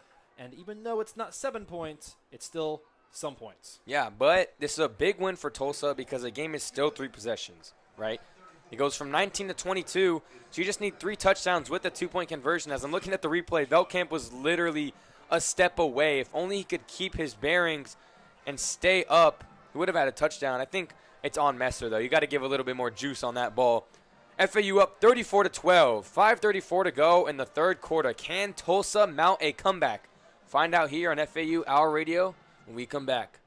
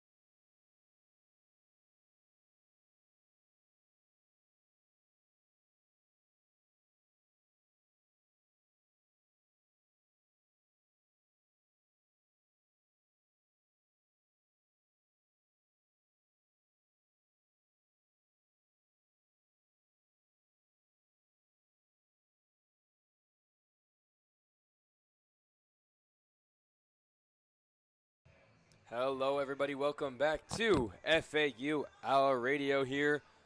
Our coverage of Florida Atlantic football.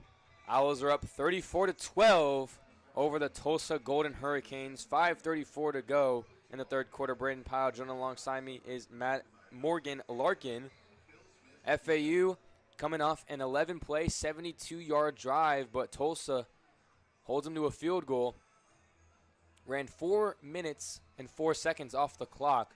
Tulsa's offense down 3 possessions, 22 points, is 3 touchdowns and 1 2-point conversion on top of that to tie the game. They're going to need to work quick here as an offense. A lot of big plays are needed, and tempo is also going to be needed as well. The kickoff from Lupo is just going to fall into the end zone. Another touchback. Only seen one return in this game so far, and it was at the end of the second quarter for Tulsa. So the Golden Hurricanes going to take over at the 25-yard line. Florida Atlantic's defense has done such a good job containing Baylor Haynes. Has 10 rush attempts. He does have 50 yards on the ground. But through the air, 50% completion percentage, 18 completions, 36 attempts, only 161 yards. He also has 2 interceptions and a 76 QBR. So the DBs for FAU have done a great job of blanketing these receivers. Baylor Haynes from the gun, takes a snap, looking to his right. He has Allen out of the backfield again, past the 30, first down, now past the 40, still going, now out of bounds, just past the 45 at the 47-yard line. It's going to be a big first play that Tulsa needs. That was a great play by Tulsa right there, and they're going to need to start scoring and scoring fast because although there's still a lot of time left, about 20 minutes of game clock left, you still need to start scoring fast because FAU on offense has a chance to score. Handoff back to Allen. Spin move makes the guy miss, but only a gain of 2. It's going to set up a 2nd and 8. They do have to work quick, though. You are right. Yeah, I don't understand the running plays at this point in the ball game. I think it's just to keep the defense honest, so they can't just go pass defense. It's just you got to mix it up a little bit here late, even though they have not a lot of time. Haynes, quick throw to his tight end, complete, about 3 yards shy of the first down marker, trying to fight for extra yards, but the FAU defense says no, not in my house. It's going to set up a 3rd and 4, 3rd and 3. Typically, though, I feel like you should run a few more pass plays in a row so that you get the rush play is unexpected. I do agree 100%. I'm just trying to be devil's advocate, I'm just trying to tell you what they're thinking as well. Big 3rd down here. I mean, I almost guarantee you if Tulsa doesn't get it here, they will go for it. Empty backfield for Hayes. Looking to his left, throwing deep down the sideline. Oh, what a catch! It's Tempest yet again inside the 15. It looks like Chris Tooley misread that pass. He jumped really early. I think he thought the ball was closer, and he jumped too early at it. Yeah, that was a bad play by Chris Tooley. Just like that, they're in the red zone. Fake toss again. Hayes right back to Allen after the fake toss. Jukes a defender, now tackled at the 10-yard line. The Chains barely had enough time to move after that play. Tulsa's going so quick. Just under 3.5 minutes to go in the 3rd quarter. Allen is having a huge game. He's now over 100 yards scrimmage, and he's been really the biggest impact for the Tulsa offense. He was asking for a sub. He's going to stay on the field. Maybe had his cleat, I think, fell off a little bit. Hayes, play action, rolling to his right. He has room to run. He's going to keep it. Jukes a defender, and he dives inside the 2-yard line. That's where he's taken down. It's going to be a 1st down. That is FAU's biggest weakness. That is FAU's biggest weakness is the quarterback being dynamic, having that option to rush. That's why they had a big problem against Byron Brown against that USF game. Hayes gives it to Allen. He's going to barge into the end zone. Another touchdown for Tulsa. Yeah. And they are coming back. They are at least trying to with another touchdown on the board. It's going to make it a 34-18 ball game. Now here, you go for 2. Because when you go for 2, you will be down 14. And if you don't get it, then you still have a chance to go for 2 for your next 2 touchdowns. So I guess that's what the philosophy was on the previous try. So when you look at the play before the touchdown, everybody was covered once again besides the quarterback. Hayes takes a snap, looks left, has no one, getting pressured, and he's going to be wrapped up in the backfield. It's going to be a sack. Number 23 for FAU. It was a cornerback blitz. Let me know when you get the name. Damon Allen was the one on that cornerback blitz. Really good job there. But, I mean, it's all good for Tulsa because it's still 2 possessions. You just have to convert on your next 2. They're 0 for 2 on 2 points so far. If you're the FAU offense, you want to chew as much clock as possible here. This drive definitely wants to go into the 4th quarter with 2:38 left in the 3rd. Up by 16, 34-18. Let's look at Velkamp's stats this game. 19 for 27. The big thing, He has 263 yards through the air, 3 touchdowns, but he has not thrown an interception. He led the nation in interceptions coming into this game, hasn't thrown one. What have you seen from Velkamp so far, Morgan? Yeah, Velkamp, in the past I used to say, wow, look how many pass attempts he has, and he's throwing the ball, getting a lot of yards, but it's not efficient at an efficient rate. Today it has been at an efficient rate.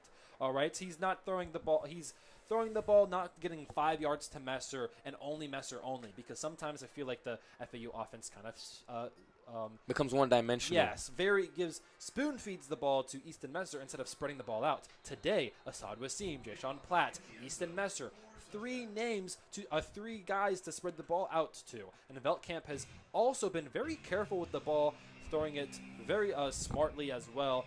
And instead of getting 6 yards here and there, he's throwing efficient yardage, not too many attempts with just empty calories.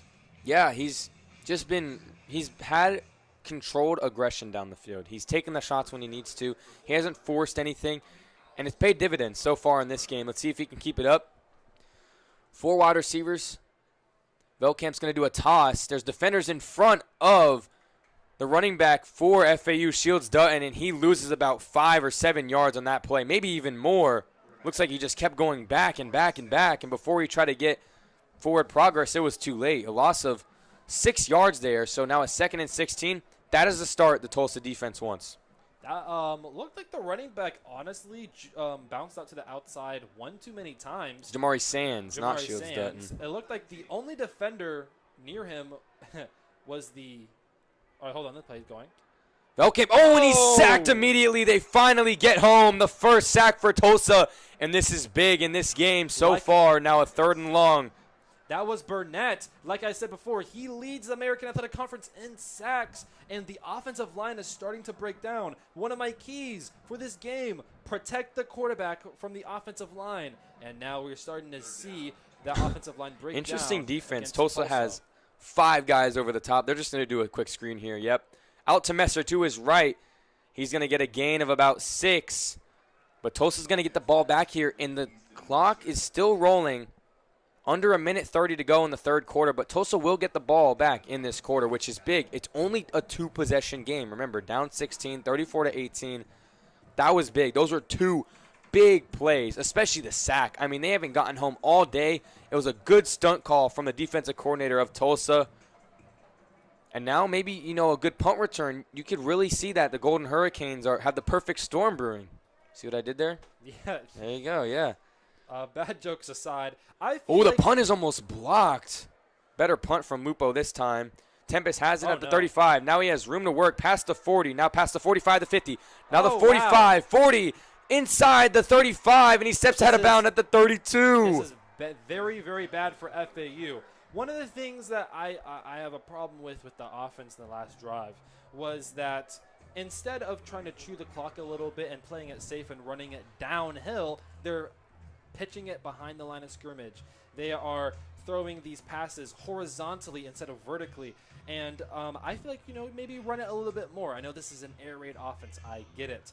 But in these cases, when you have a multiple possession lead late in the 3rd quarter, maybe you should run the ball downhill vertically more instead of starting the ball with a horizontal pitch. Yeah, I agree. Hayes, play action. He's getting pressured. Going to throw it to his right down the sideline. Physicality on that side, and the flag is thrown. It's going to be a pass interference on Demarius McGee, who's had a really good game. Had the Fumblerooski 99-yard recovery touchdown earlier. That's going to be a 15-yard penalty. And you can kind of maybe see the suspension for the FAU car is kind of halting a little bit. The wheels might start to fall off soon if they don't address that. They got to... go to Jiffy Lube. Go get a suspension check, You got to calm down here because eventually you're going to be driving on the highway and your wheels are going to fall off and you got to call, A1A and you're stuck there and you just got to get it under control here. If you're the defense, a stop here is big. Tulsa's trying to do the opposite though. Pistol, set. Fakes it to the running back, Allen. Now evades an offender and now he is taken down for a sack. Good job there from the FAU D-line. There's multiple players on that pass rush sack. Batiste was there, was the notable name right there. That is what FAU needs right now. They need to pressure the quarterback and make Hayes sack him or make him make mistakes. Tulsa's going to tick this down to the fourth quarter. So when we return, it's going to be a 2nd and 12 on the FAU 26. Looks like, Tulsa gets a snap off. Quick pass outside, inside the 20 at the 19 to his receiver. It's going to be number 1, Brayden Pyle. It looked like they tried to catch FAU off guard right before going into the fourth quarter. It's a good play call. And it makes the third down a lot more manageable. And at this point in the game, down 16, this isn't a 3rd and 6, it's a 2nd and 6 because you're going to have 4th down and you're going to go for it.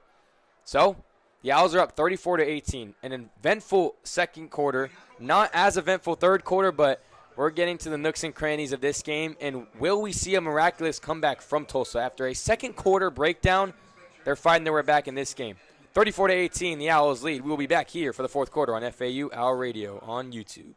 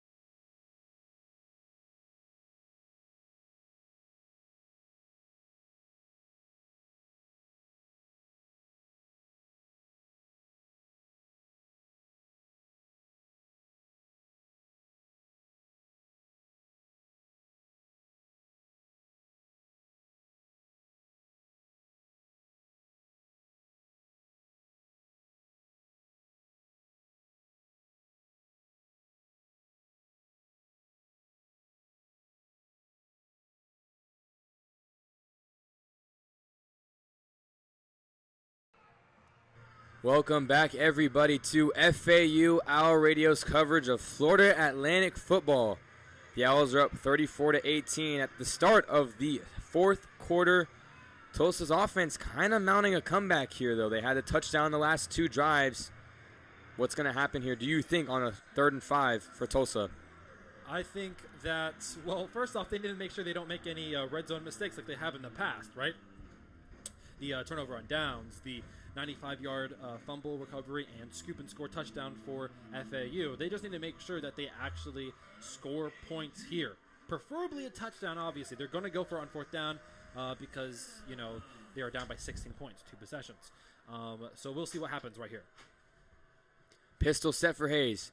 Hand off to his guy, Allen. He breaks a tackle inside the 10, tackled after a 1st down. And now Tulsa's really cooking down to the 8-yard line. It's going to be 1st and goal. You're seeing some frustrations from CJ Doggett. I mean, and it makes sense, right? One of my keys was that Tulsa needs to establish the run, and FAU needs to stop the run. And right now, we're seeing that rush defense, which has not performed well throughout this season, and it's being put to test, and it's failing right now. 2 tight ends on the field for Hayes. He takes a snap, fakes it, play action, has time, now rolling to his right, throws it out of the back of the end zone, incomplete near the tents where official visits happen. It's going to be a 2nd and goal from the 8-yard line. And that was an uncatchable ball, so no flag there. And so you see right here that there's a couple more chances. Second down for Tulsa. Let's see if they can make some magic happen. They have to score here. Definitely have to score. Hayes in the gun. 2 receivers to his left, 1 to his right. Allen in motion to his left. It's going to be a quarterback keeper. He's inside the 10. He rolls out of bounds. He's going to lose 2 yards there. To give credit to the FAU defense, they've really turned it up when they make it to the red zone. The previous play before this, they covered all receivers well and also made sure that there was enough pressure on Hayes to make sure that he didn't run for the touchdown. And on that one, they read the play perfectly, went to the right side and made sure that Hayes would not get enough room for the touchdown. Tulsa was on the right hash, and they ran the QB power to the right. So they ran it to the short side of the field. College football has a lot wider hashes than the NFL, so I don't know why you wouldn't take advantage of the stronger side of the field and give your quarterback more room to work with. 3rd and goal from the 10 nonetheless. Pistol set for Hayes. Takes the snap, fakes it, looking towards the end zone. Has guys all over him. Makes a miss, rolling to his right. Fakes a bunch, jukes out a defender, now tackled inside the 10 at the 7 or 6 yard line. 6 yard line, so it's going to be 4th and goal from the 6. Although yards were there, FAU defense did a really good job not panicking and not going after the quarterback to leave a receiver open for the touchdown. Although Hayes did get some yards there, the defense stayed patient and waited for him to come to them before he could make a big pass. And now there is an injured player on the Another field. owl injured. It is an owl.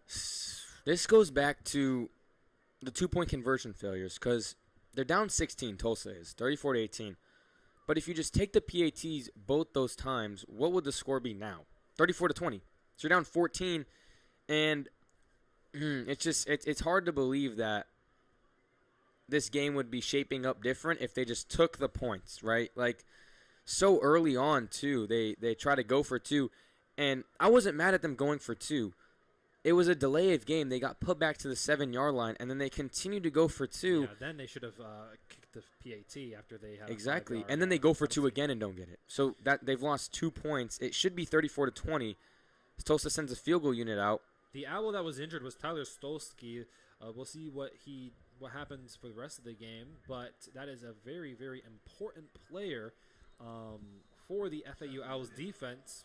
One of the best players on for this season for FAU.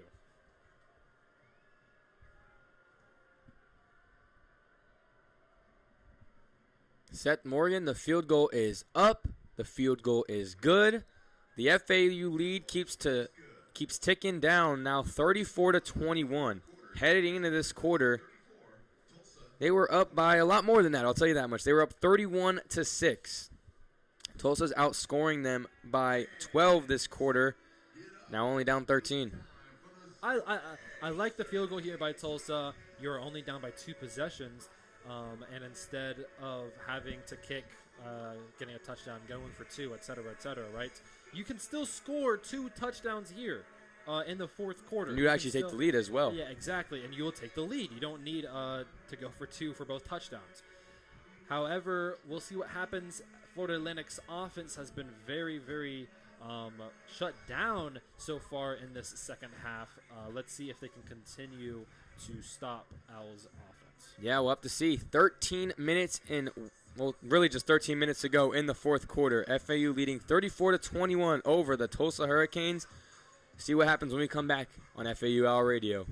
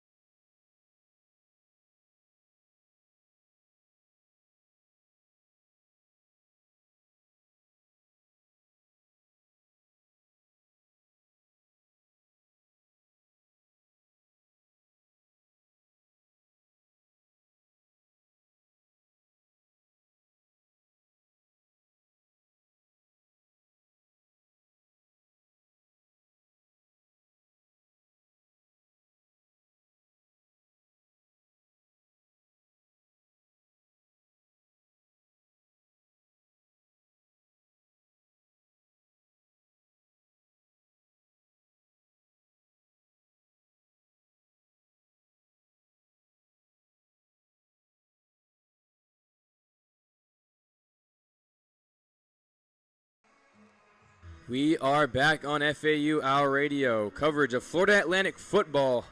We have a good one here, 34-21. FAU leads, but Tulsa has been inching back. They've been chipping away at this FAU lead. They got a big stop last drive on defense. Tulsa just needs to rinse and repeat what they did last drive. They got pressure on Velkamp, 2 tackles for loss, and it forces a 3-and-out, which resulted in points. 13 minutes to go. You really, if you're Tulsa, you can't let FAU score. Yeah. You can't let FAU score, and you can't let them take time off the clock. Yes, 3-and-out. That's what we're looking for. Or maybe 1 first down. It doesn't matter. Let's get them off in like a minute or so at most. When you look at these games, though, that you mentioned, a pretty decent game, the score doesn't say it, right? But not every good game is back and forth, right? Some games, a team takes the lead early on, and it's just slow tension building up because the team that is down by a lot is slowly coming back. And that's this game right here. So we'll see what happens for the rest of the game. Kickoff is another touchback. So FAU's going to take over at the 25-yard line with 13 minutes to go here in the fourth quarter. And if you're FAU, obviously, like, we're not supposed to be biased, but it is FAU Our Radio. We do kind of want, Florida Atlantic to win. But Tulsa, like, they might have more of an edge in this game because they know if they lose this game, they're done. They have no playoff aspirations. They have no bowl game aspirations. Yeah. Well, the college football playoff is out of the picture, but no, like, postseason aspirations. Velkamp with Shields Dutton in the backfield. Hands it off to him. He's got a big hole. Breaks a tackle past the 35. Now at the 40. Stiff arms the guy. Past the 45. Past the 50. Taken down at the 48-yard line. Over the last few weeks, we've seen Shields Dutton kind of get more carries and take carries away from Jamari Sands, Xavier Terrell, even though he's hurt. We've seen a lot more from Shields Dutton, and, I mean, this running back. He's really shown at this game as well. Yes, of course. Breaking 2 tackles right there. We want to see a better better blocking from Dominic Henry right there on that run. But still a great play by Shields Dutton. Back to Shields Dutton. Not a hole to go through that time. Tulsa's D-line gets a hold of him for a gain of nada mucho. But, like we were talking about, Shields Dutton, after that carry, 10 carries for 101 yards. He's averaging over 10 yards a carry. On the flip side, Jamari Sands, 5 attempts for 7 yards. If you're Kitley, do you just go with Shields Dutton as your main guy? I feel like you do. Velkamp from the gun, trips to his right. Takes a snap, looking for a receiver. He's got his receiver in on the return route, but he goes down. It looks like that was Dominique Henry for a gain of about 3. At least you're getting some yards there, all right? And I'm liking the FAU offense going with some more run plays right here. Shields Dutton has been really good all day. Giving him the ball more often could potentially just run the game clock and help defeat Tulsa. Velkamp got him on the hard count. Both the linebackers appear to be blitzing. So now Tulsa's going to change the defense, go to 1 high safety, showing man coverage across the board. Velkamp might look for his running back out of the backfield. It's going to be a quarterback keeper speed option outside to Shields Dutton, and he's going to get wrapped up just short of the first down. I think you go for it here on 4th down. 100%. Oh, there's an injured owl. Oh, it's Is it Velkamp? It is Velkamp. Injured on the play. Oh, my days. That is not a good sign. On the speed that is a risk of running the speed option. I mean, your quarterback is definitely susceptible to take a hit. Ooh. He is walking out under his own power, but his helmet is off. It's going to be his shoulder. It's his throwing shoulder. Oh, my days. The quarterback behind him is going to be Zach Gibson, graduate quarterback transfer from, I believe it's Georgia State. He is going to come in. He's had a couple of passes already this season. He's not been bad when he has been in. I imagine this is going to be a quick throw. This is going to be a run. 100 with the backup coming in. I almost guarantee you. Yes, like a screen pass. Maybe a screen, but or a run right here. If I was Kitley, honestly, I'd punt the ball because I don't want to risk anything. Jamari Sands in the backfield. FAU changed up the formation. This is going to be a run up the middle to Sands. Handoff to Sands. It's a flea flicker. It's covered well deep, but he throws it anyways. And it's caught inside the 10. What a catch from Jay Sean Platt. Like Gibson is the graduate here. He has experience, all right, and he's already come in earlier this season and thrown some passes. That was a really nice play call. It caught the defense off guard, and even though it was thrown in double coverage, or two defenders were near Jay Sean Platt on that play. Just a great catch. goes over was the top. thrown on the right position and was just enough to catch the defense off guard and create space. In my for hood, the we call receiver. that getting blessed. He got taken to church. Sand still in the backfield with Gibson. Takes the snap. Fakes the handoff. Looking to the end zone. Back shoulder throw. Did he catch it? Messer. Yes, he did. Touchdown, Owls. His third touchdown on the day. This is why Easton Messer is so good. I mean, the hands, the route running, and that's all you need for a touchdown. Do you know that picture of James Franco going like this? Yeah. Really, Zach Gibson? You like that? He comes in after Velkamp. He's like, I'm experienced. I got this. Usually when a backup comes in, you see run play, maybe a screen, maybe a slant. This dude, flea flicker, first play, then throws an absolute dot back shoulder to Easton Messer. Yes. Tulsa's defense is thinking what I'm thinking. There's no way they throw it with this guy. Like, their starter just went out, their transfer starter. They catch FAU off guard. They're going for it, too, right here. But on that pass, Gibson threw it where the only place that he could have, behind him and on his back Gibson shoulder. with the snap on the two-point conversion. Look at the end zone. He's got a guy, but it goes to the hands of Platt. So two-point conversion is no good. There has not been a two-point needed. conversion completed this game. Yes. I guess the justification is you get the two-point conversion, you go up by 21. So instead of being up by 20, you go up 21. So if Tulsa somehow does score 3 touchdowns without you doing anything about it, you're still in the game. But it was a really solid start to the drive with the Shields-Dutton run, and then it was capped off after we thought Velkamp were like, oh my gosh, horrible news, Velkamp is injured, which it still is, don't get me wrong. Zach Gibson comes in, they pull off a flea flicker, he throws an absolute dot to Jay-Sean Platt, and then the next play, back shoulder fade to Easton Messer. FAU up 40-21, just under 10 minutes to go here in the fourth quarter. Can FAU pull it off and stay alive for bowl game aspirations? Find out next on FAU Owl Radio.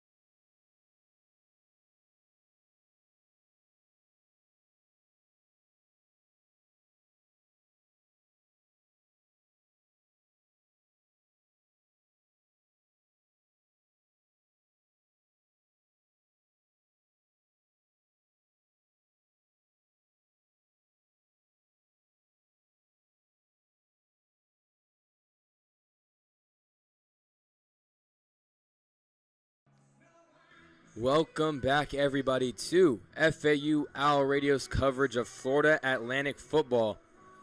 We got a little bit scared there on that last drive after FAU scored before FAU scored because the starter, Caden Velkamp, came up injured. They ran a speed option on a 3rd and short. They also didn't get it.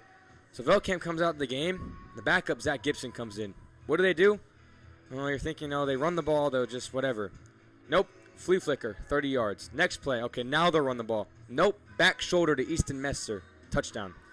And you're left like, what just happened if you're Tulsa? And that's when you call the ballsy plays. Because when something like that happens, you're expecting, okay, they're going to play it safe.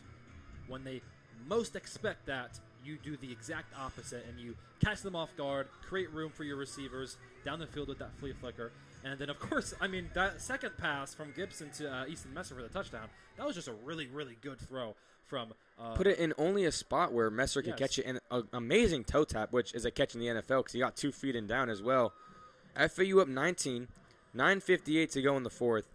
It would take a lot for Tulsa to, make this one a real game, but it's possible. We've seen crazier. We've seen a 99-yard fumble Ruski for a touchdown as the kickoff goes through the back of the end zone. We've seen a team score 14 points in a minute, so I'm not going to hold it against them. With 10 minutes remaining, I do want to bring up that this is homecoming week, and also the 25th anniversary, the 25th season of FAU football, the football program as a whole, right? Howard Schnellenberger, the first coach, head coach, and honestly program builder.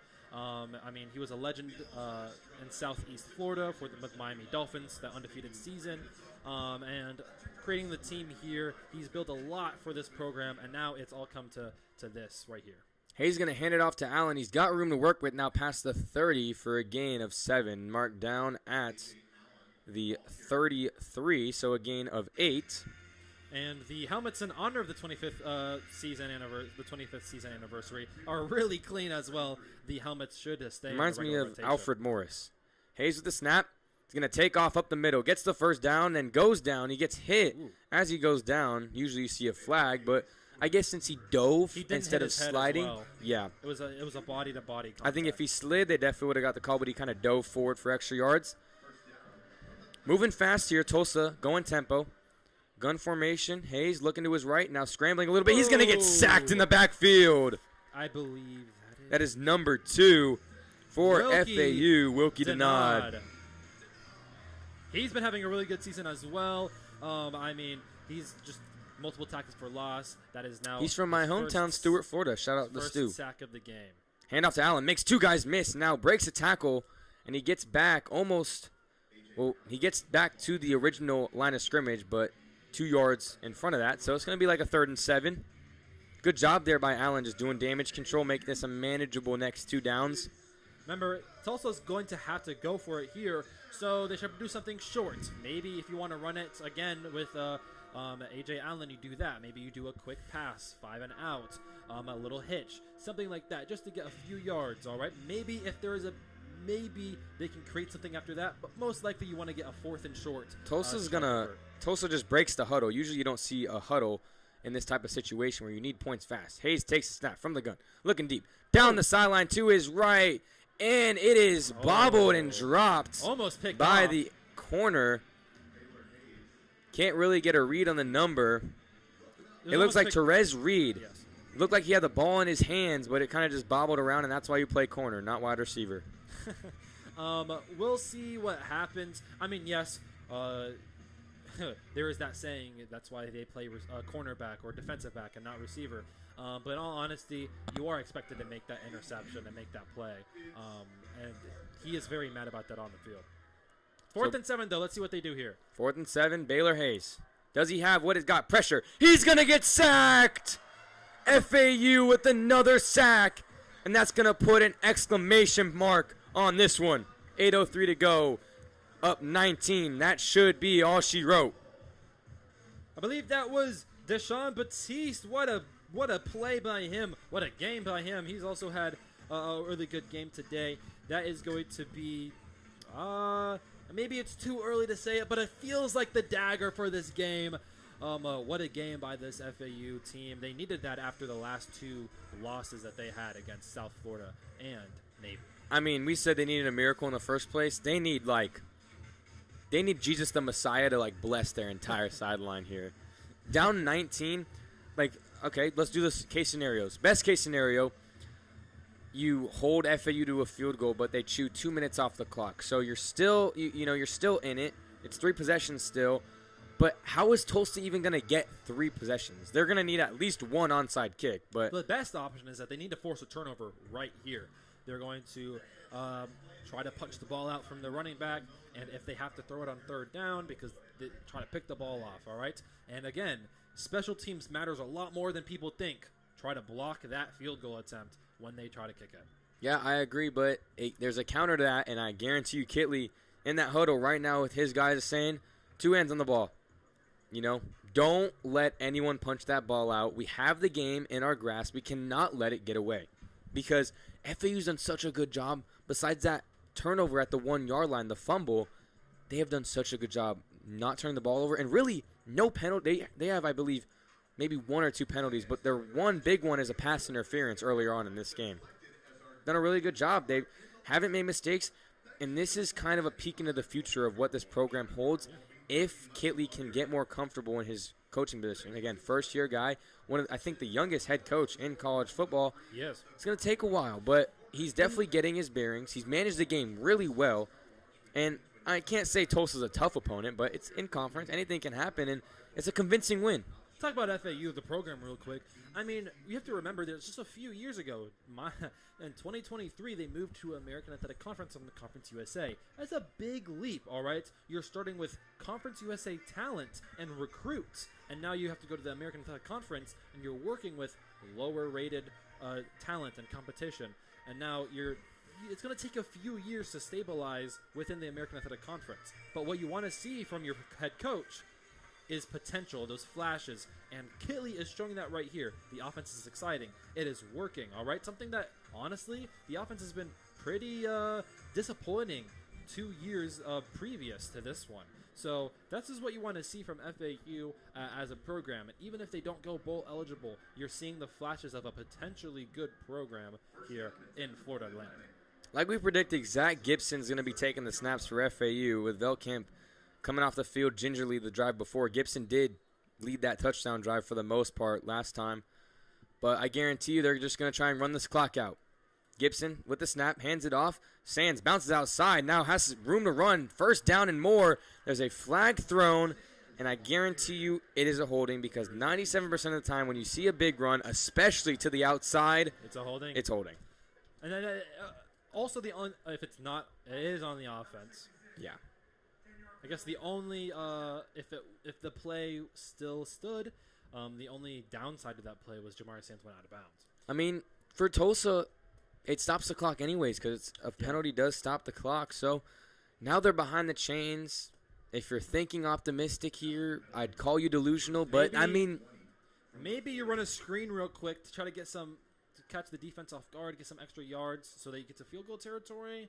Maybe because maybe the defense is expecting run right here. Who knows? I mean, we've seen almost everything in this game. Gibson gonna just hand it off back to Sands, and he is swallowed up right where the play started at the 40-yard line. 2nd and 20. See, my question is this is not field goal territory right now, all right? So they're going to have to, I think, make a pass at some point. Maybe do something to catch the defense off guard. Maybe play it a little bit safe because you don't want to do any turnovers, obviously. Or you can just run the ball and play it safe. I mean, there is 7 minutes remaining. You are up by almost 3 I think they're just going to play the clock here because that's their best friend and that's Tulsa's number one enemy. So you're going to ride with him. They're up 19, under 7 minutes to go now. Gibson in the backfield. And it looks like they are going to throw the ball here. Gibson looks right, looks left, throws it now. Back to his running back. Looks like that wasn't called Xavier Terrell, and they are going to look at it and see if it was backwards. And it was a backwards pass, so it's going to count as a rush attempt. That is the rule on the field. Wow, so it's going to be like a 3rd and forever almost. From up here, it didn't look like a backwards pass. This set it down started at the 30-yard line. The line of scrimmage is now at the 48. 3rd and 28. Maybe. I mean, you're playing for the punt here. Right now, you play it safe. You just run the ball and punt it away. Hopefully, you can pin them within the 5. When this ball is snapped, it'll be under 6 minutes to go. They're going to pass it. Gibson, just a little screen play, and it falls incomplete. Goodness, oh, my days. It was almost picked off. If the Tulsa linebacker just turned around C.J. Turner, if he just, played the ball, that could have been dangerous. That was also dangerous because, I mean, yeah, like you said, the defender was right there. Like, if he just turns around, pays attention more to the ball, pick. I mean, that takes me back to the Maryland game, one of the first passes. It was very similar to that, and the freshman Stewart just picked off the ball in a very similar play to that and took it to the house. I mean, there was green grass right there, but FAU gets an incomplete pass right there. It's 4th and 28. Stops the clock, though. That's really the big thing. 5:56 to go. Still a shot in the dark for Tulsa to be back in this game.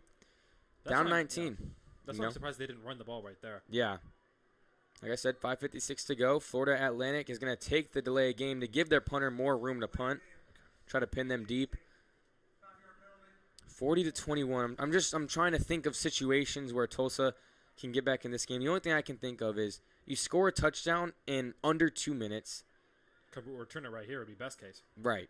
You score a touchdown in under 2 minutes. Then you kick the ball off, get a quick 3 and out, call all your timeouts, and then score another one. And then somehow, if there's still time, get an onside kick, and then you're going to have to score another one. So Shot in the dark is putting it lightly. Fair catch inside the 20 at the 18-yard line from Tempest. So they're going to need 82 yards here to score with 5:50 to go.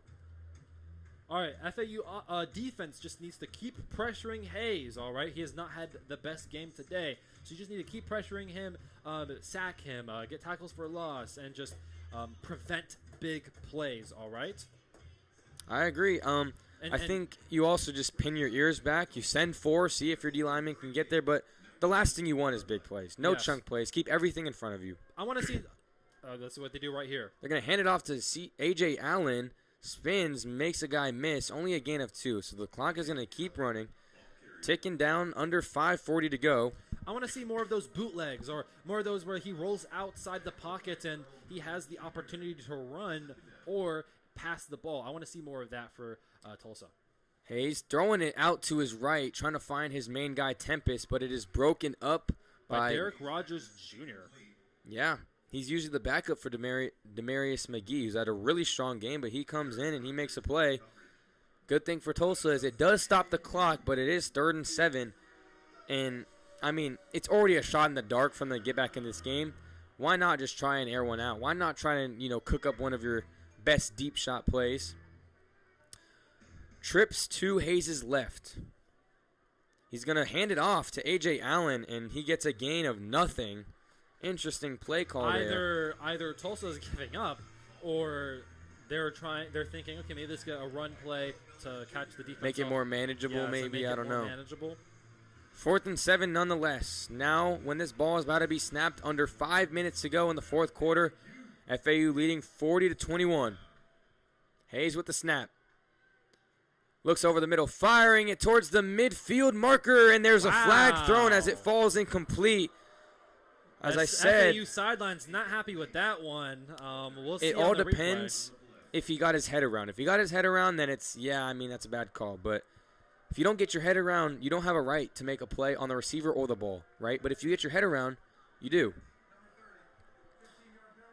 So a little bit of a bailout play there for Tulsa. Keeps him alive in this game. Flag will be on Kamari Johnson, the linebacker for FAU. Seeing the replay, looks like he just doesn't get his head around on the replay. Didn't get his head around. Maybe it was a smidge too early on touching the receiver. They're staying alive.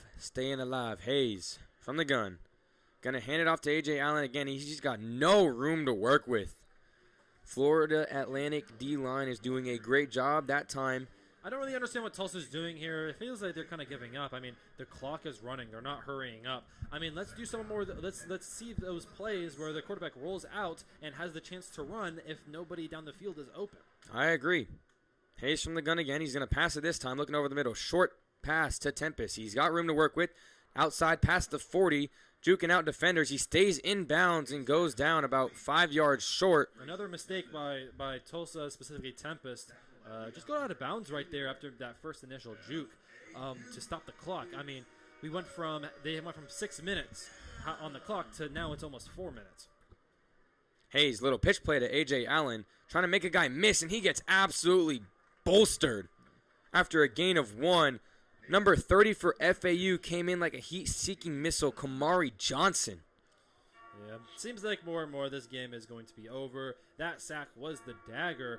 And, yeah, this was a good game from Tulsa.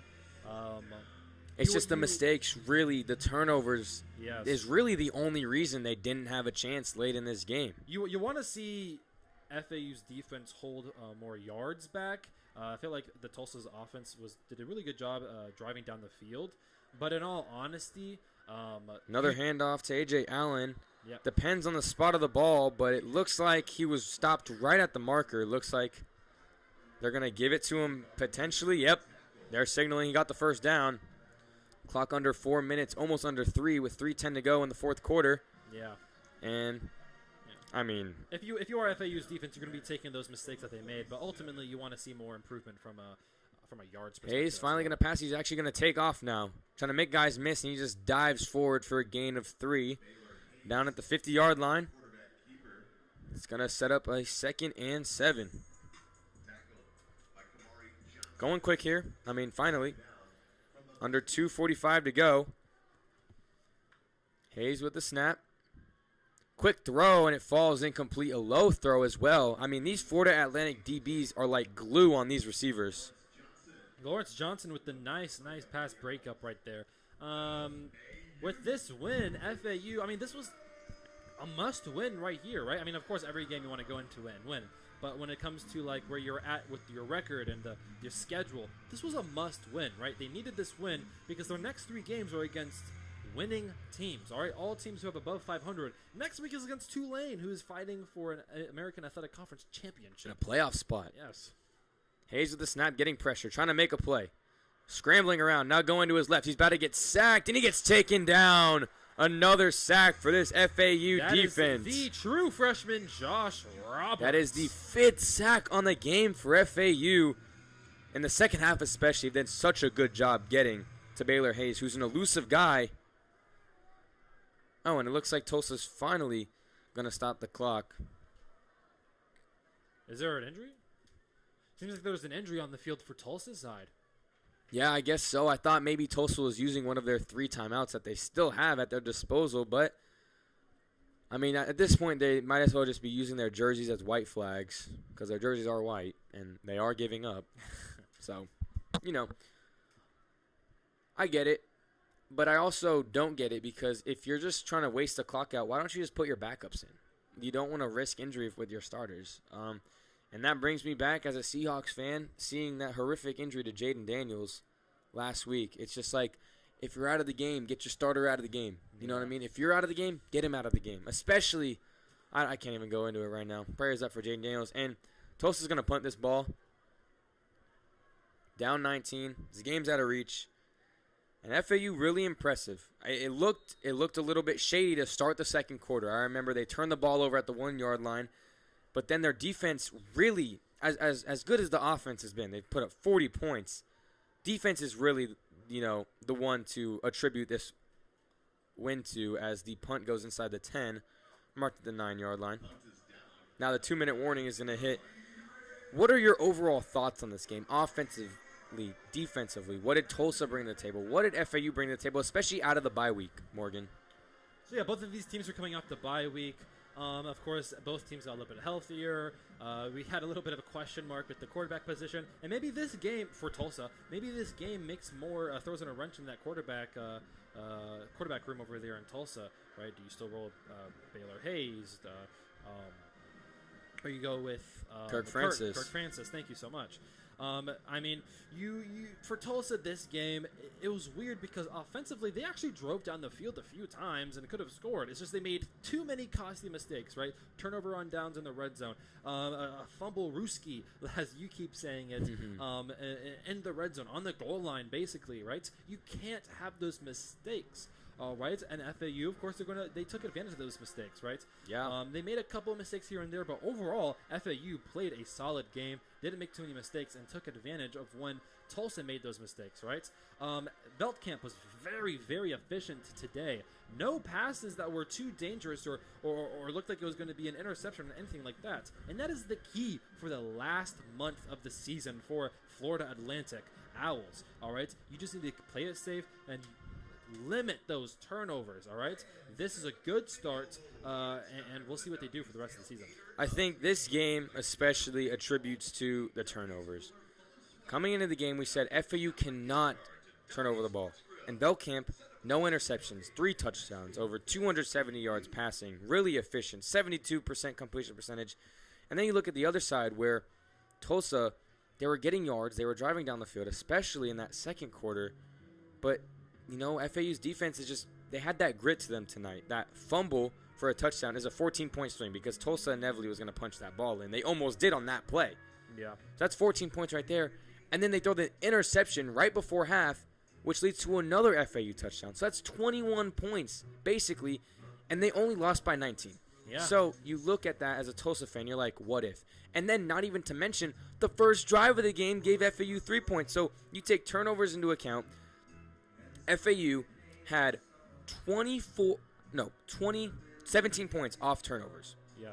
Tulsa only had 3 because of that one fumble that they could only get 3 points off of. So I'm gonna give credit to the FAU defense as well. One of the biggest keys players of the game for me before watching it was Brody Foley, the tight end for Tulsa, and they defended against him really well. He did have a couple of bad drops, one of them leading to an interception.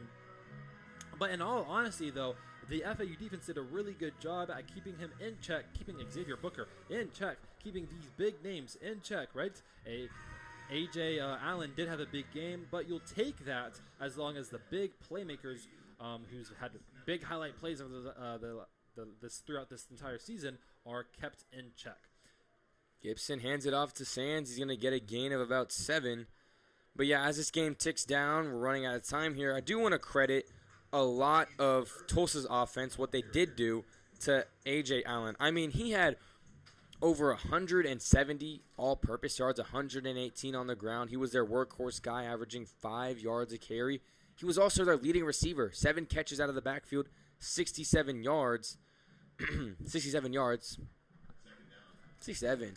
And, I mean, Grayson Tempest also did a really good job. I mean, he had that big punt return as well earlier in this game. 7 catches, 65 yards for him.